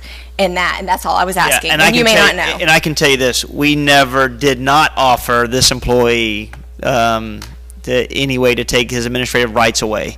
And so when this employee resigned, this employee got a letter from me on, I think, May 3rd or May 4th, saying we accept your resignation as an administrative position. And that document was sent to everyone. Technically, what probably should have happened when he came back from deployment, the superintendent should have come to us and requested an administrator on assignment through the remainder of the year, and he should have come back at the same salary and just been given a role at assisting somewhere, whether it be with Ms. Snyder or at one of the schools as a, administrator helping out somewhere. That's technically what I think should have happened. That not the way it all went about, I would like to see us, as we have talked about policy reviews, I do have great concerns, as Ms. Gilhausen spoke of how we do treat veterans. To your point, we don't know if this has happened to anyone else. God forbid that we treat our veterans this way, especially not that I don't appreciate the service of those who aren't shot at, but those who take those shots for us in combat zones, especially with the way the world is today. I would hope that we could find a way to fix our policies so that there aren't these ambiguous areas that it's kind of, and I'm not trying to minimize human resources and the work that they do, but so that there is a very direct reflection of what we, the board and the superintendent, expect to have happen in this kind of situation. And it would include our values, because the values that we place on something like this are in many respects glaring right now, and that bothers me, because we need to provide our veterans with whatever we can when they come back, meeting the needs of not only the legal side of it, but also the human side of it. And it's my understanding from the timeline that we've seen in these email transactions, he was in a combat zone emailing the school district to ensure he had employment upon return. And that's a high stress environment. In my opinion, the burden's on us to ensure that we've met not just our obligations, but we've gone above and beyond to make sure he's taken care of. And through the Chairman Skillhausen, I don't disagree with you. And we did take care of it. The employee had a job when they returned. That's, I mean, I don't know what else I could. What was lacking was the counsel. Yeah, what was lacking was the advisement. And at the end of the day, we will look at what HR. And I can tell you, Superintendent Addison Davis wasn't involved in that advisement. But I can tell you, when a personnel employee resigns and then signs another 38-day contract, they're an adult. They understand exactly what they're getting into and what they're doing. I mean, I'm not in that process, so I wasn't there to coach. Would I would have coached in someone different? Absolutely correct. I would have coached this totally different than the way it played out. Okay, so. It's a shame. I agree with you. It's a shame the way that it played out. And it's a shame that we feel as though we're powerless to correct it, because I would disagree with that. All right, are we ready to take a vote? We have a motion by Ms. Studdard to approve the personnel consent agenda. No, I'm sorry, a motion by Ms. Bola, second by Ms. Studdard. All those in favor say aye. Aye. All opposed? No. Motion carries 4-1 with Ms. Skillhausen dissenting. Please no. It was not. I want to approve the other teachers and support staff. Did I vote aye? You voted yes. I'm so, y'all have worn me out, I tell you. Mrs. Bush, did you get that? It was 4-1. The motion that we're voting on right now is the same motion we voted on earlier. Are y'all aware of that? Yeah, she's got to correct it. She's having it. Actually, go right above it where it just says motion to approve. Okay. And the flashing light. Okay. That's what you're voting on. All right. Our next item on the agenda is Human Resource Special Action B. And we'll just wait for this to come up.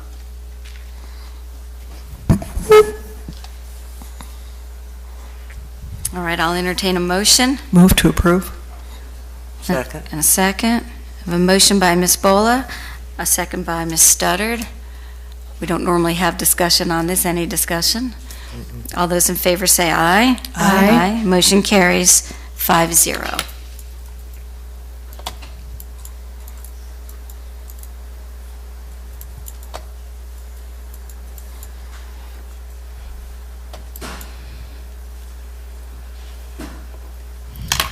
Our next item is the public hearing to approve as advertised changes to Clay County School Board Policy 2.02B, application screening. I'll now open the public hearing. Is there anybody who'd like to speak on this item? Hearing none, I'll close the public hearing and bring it back to the board. I'll entertain a motion. Move approval. And a Second. I have a second by Ms. Condon. I have a motion by Ms. Condon, a second by Ms. Bola. Any discussion? All those in favor, say aye. Aye. Motion carries 5-0.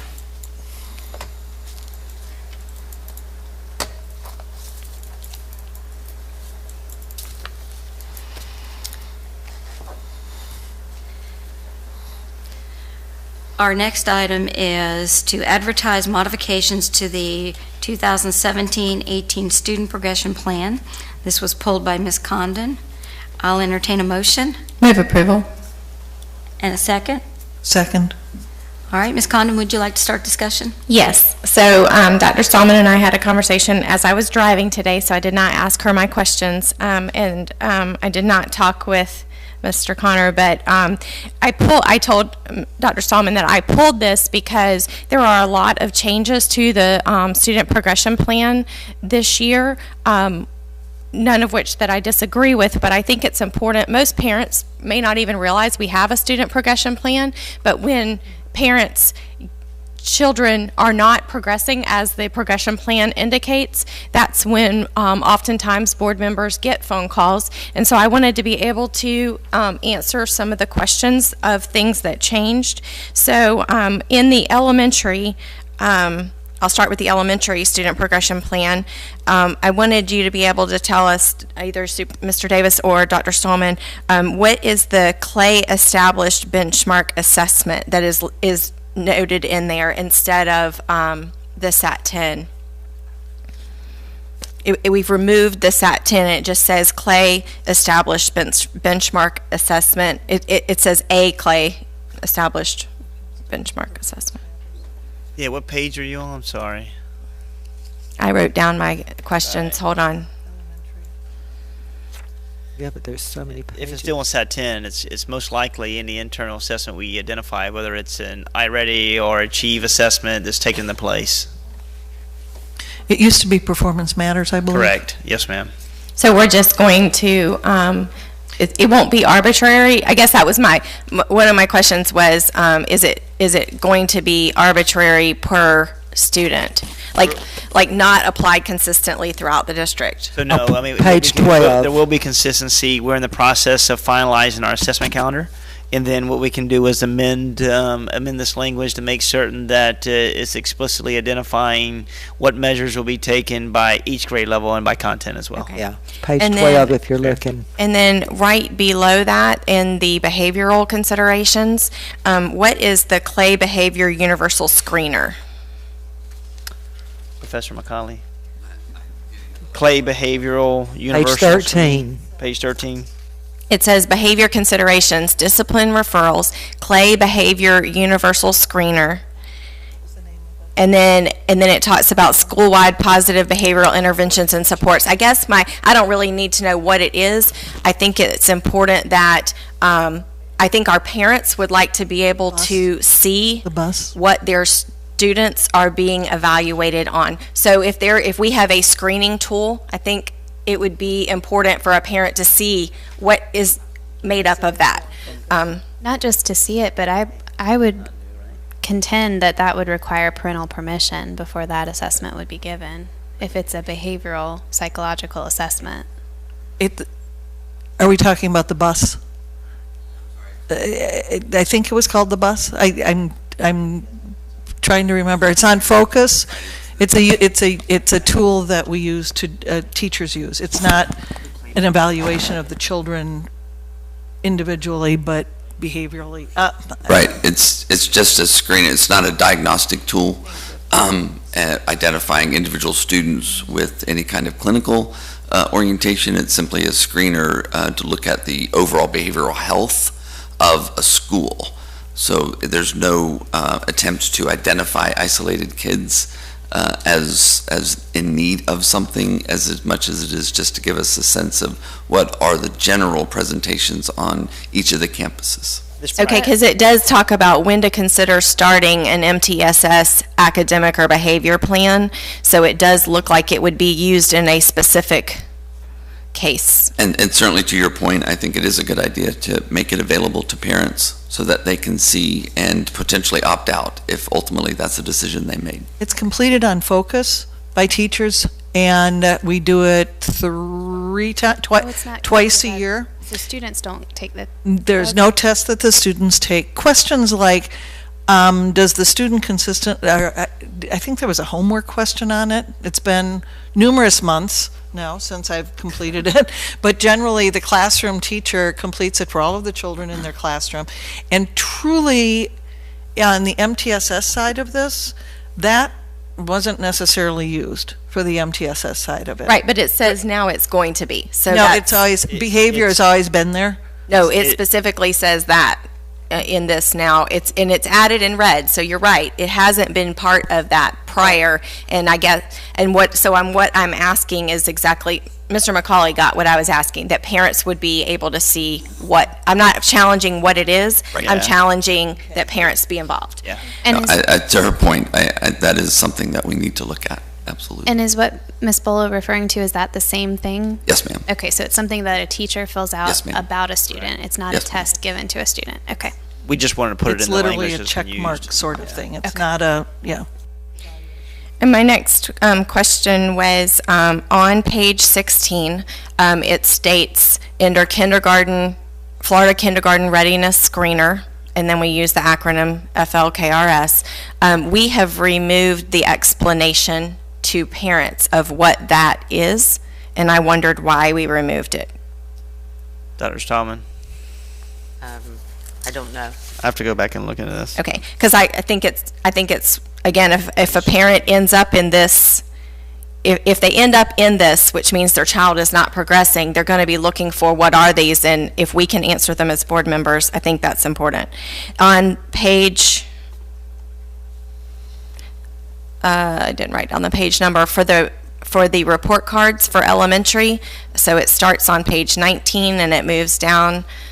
We have removed reading, and I was curious, so it goes down to page 21. We removed the word reading and just left language arts, and I wondered why. So if I can make a suggestion, if you have questions, you want to email them to me so we can prior so we can address any of these types of things. I mean, I'm still back on 16. I didn't even hear that question. I'm sorry. I'm trying to put on there why we removed I mean, you can. I'll go back. I just finished 16. So what page are you on now? Did you bring this up at the agenda review meeting? No, because we got it the night before. Right. I mean, it wasn't, Did you call anybody between the agenda review and tonight? Because I'm not responsible to.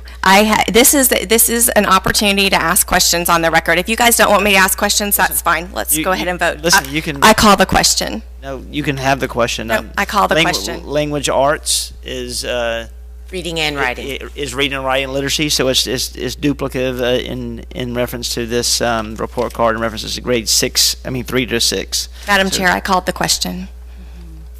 All right. Do we need a second for calling the question? No, you don't. I don't. All right, I believe the debate is no longer allowed. Can I speak on this as well? The question's been called. Another question? Nothing? No discussion. Because I was going to answer All those in other favor? questions that were asked. Okay, I had a motion by Ms. Condon, a second by Ms. Bola, to advertise modifications to the 2017-2018 Student Progression Plan. All those in favor say aye. Aye. Aye. All opposed? Motion carries 5-0.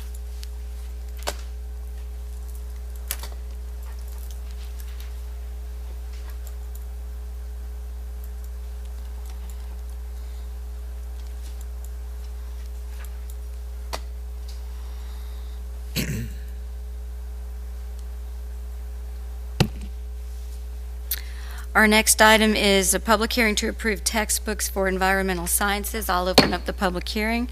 Is there anybody who would like to speak on this item? Hearing none, I'll close the public hearing, bring it back to the board. I'll entertain a motion. So moved. A second. Second. I have a motion by Ms. Stutter, a second by Ms. Bola. Any discussion? All those in favor say aye. Aye. Aye. Motion carries 5-0.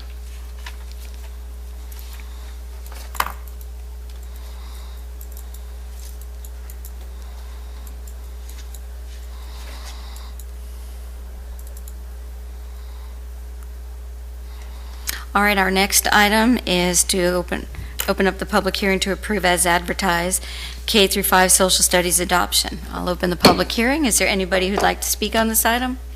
Hearing none, I'll close the public hearing, bring it back to the board. I'll entertain a motion. So moved. Second. For approval. Second. I have a motion by Ms. Bola, a second by Ms. Studdard. Any discussion? I have a quick question for Dr. Stallman. Getting questions from teachers. When are they going to be finding out what books are going to be allocated in the classroom libraries? Specific books, and also, what was the other question that I had? It was in the guided reading sets. Teachers are already planning for the fall. As soon as you approve this item, they will know. But they've already been selected. Kelly Watt and a whole team of teachers have vetted the products, and they've already been integrated into the curriculum guides, which all of that will be pushed out after the 4th of July. I believe our push date's the 10th. Awesome, thank you. Cool. Any further discussion? All those in favor say, oops, sorry. Any further discussion? All those in favor say aye. Aye. Motion carries 5-0. Our next item is to advertise revisions to the 2017-2018 Code of Student Conduct. I'll entertain a motion. Oh, right. Sorry, Ms. Bush.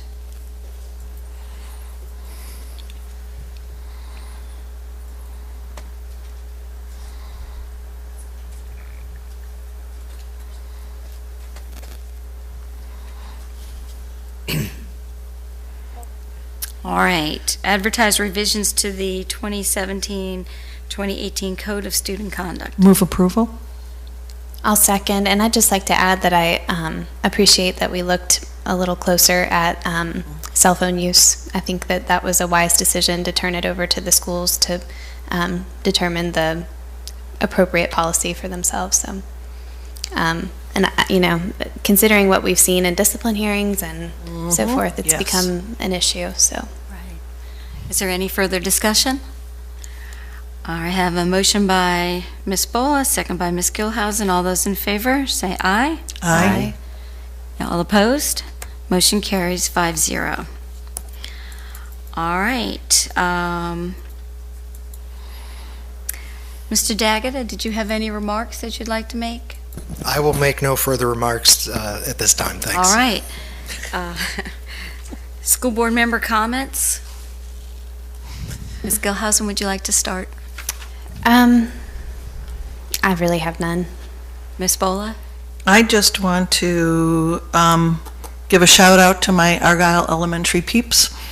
We went from a B to an A. I'm very, very proud to say that I was on the faculty at that school, and I wanted to congratulate all of the faculty and the administration.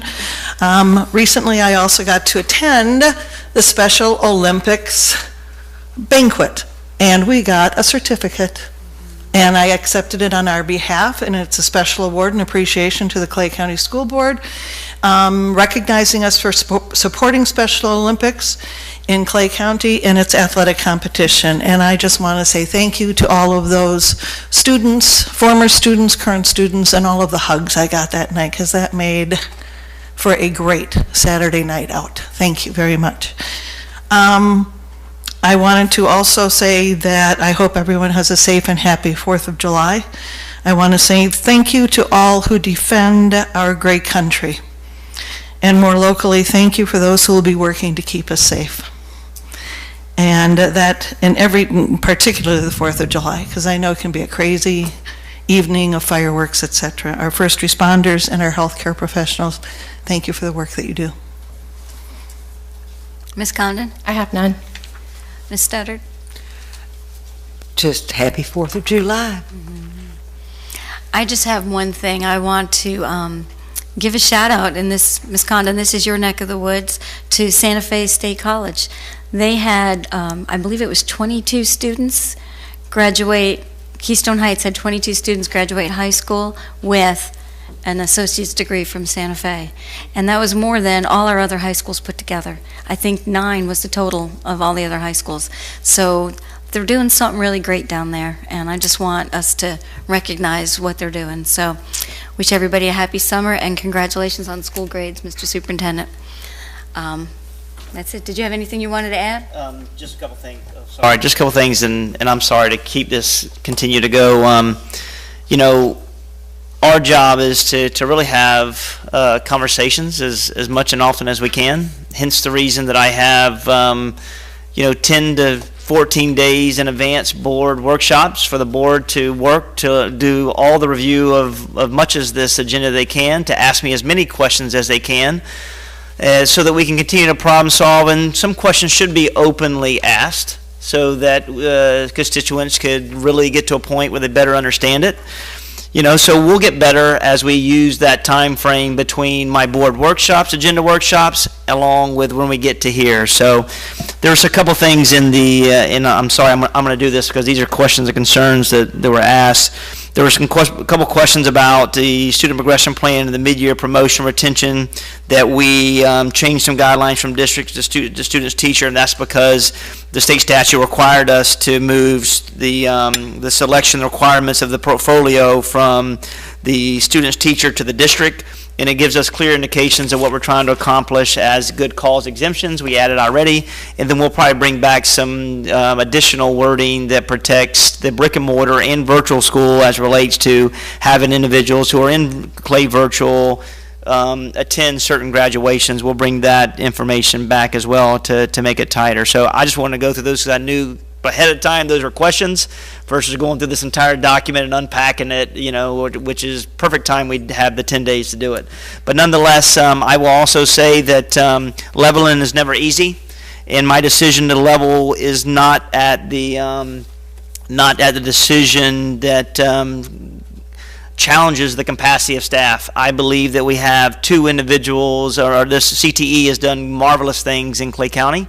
We will continue to do great things in Clay County because we have a number of individuals who are working hard. Leveling is never easy, but leveling is part of the organizational structure that makes sense to me and my vision as superintendent.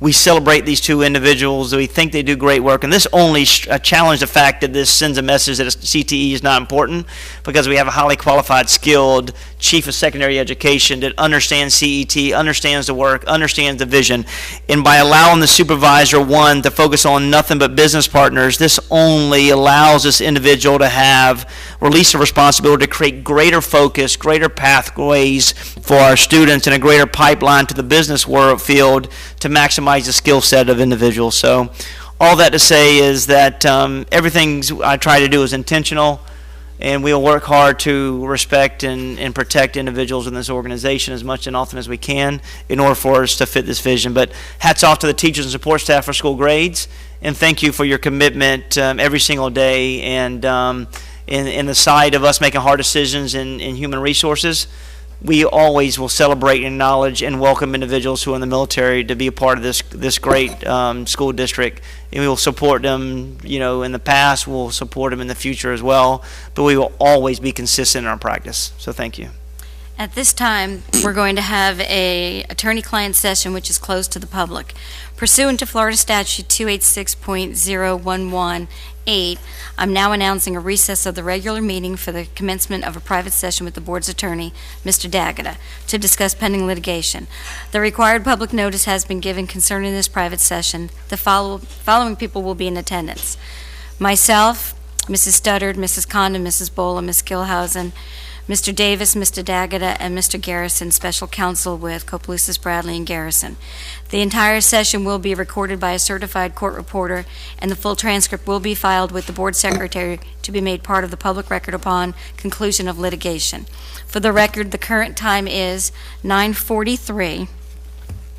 The attorney-client session should last approximately 30 minutes, and at the conclusion of the session, the regular meeting will be reopened to the public to announce the termination of the session and the adjournment of the regular meeting. We will now take a moment to retire to the conference room to begin the private session. Please pause the video and audio recordings until we return to conclude the public meeting. Thank you.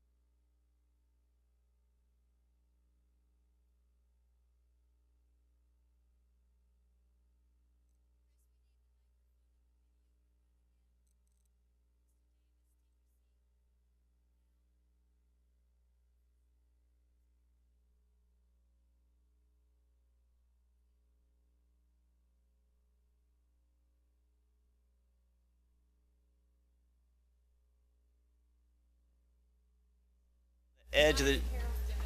I had to set it on the edge so it would not. Oh, sorry. All right, please restart the video and audio recordings. This meeting is now reopened to the public. The time is now 10:35. I am now terminating the executive private session. Is there any further business for the board or the superintendent? Hearing none, this meeting is now adjourned. Thank you. Good night, everyone. Enjoy your fourth. Ms. Bola, thank you for this. So now we can get her signature. And then the only other thing for me to do is get a copy to University of Florida? Thank you. Yes. I hope that was all right.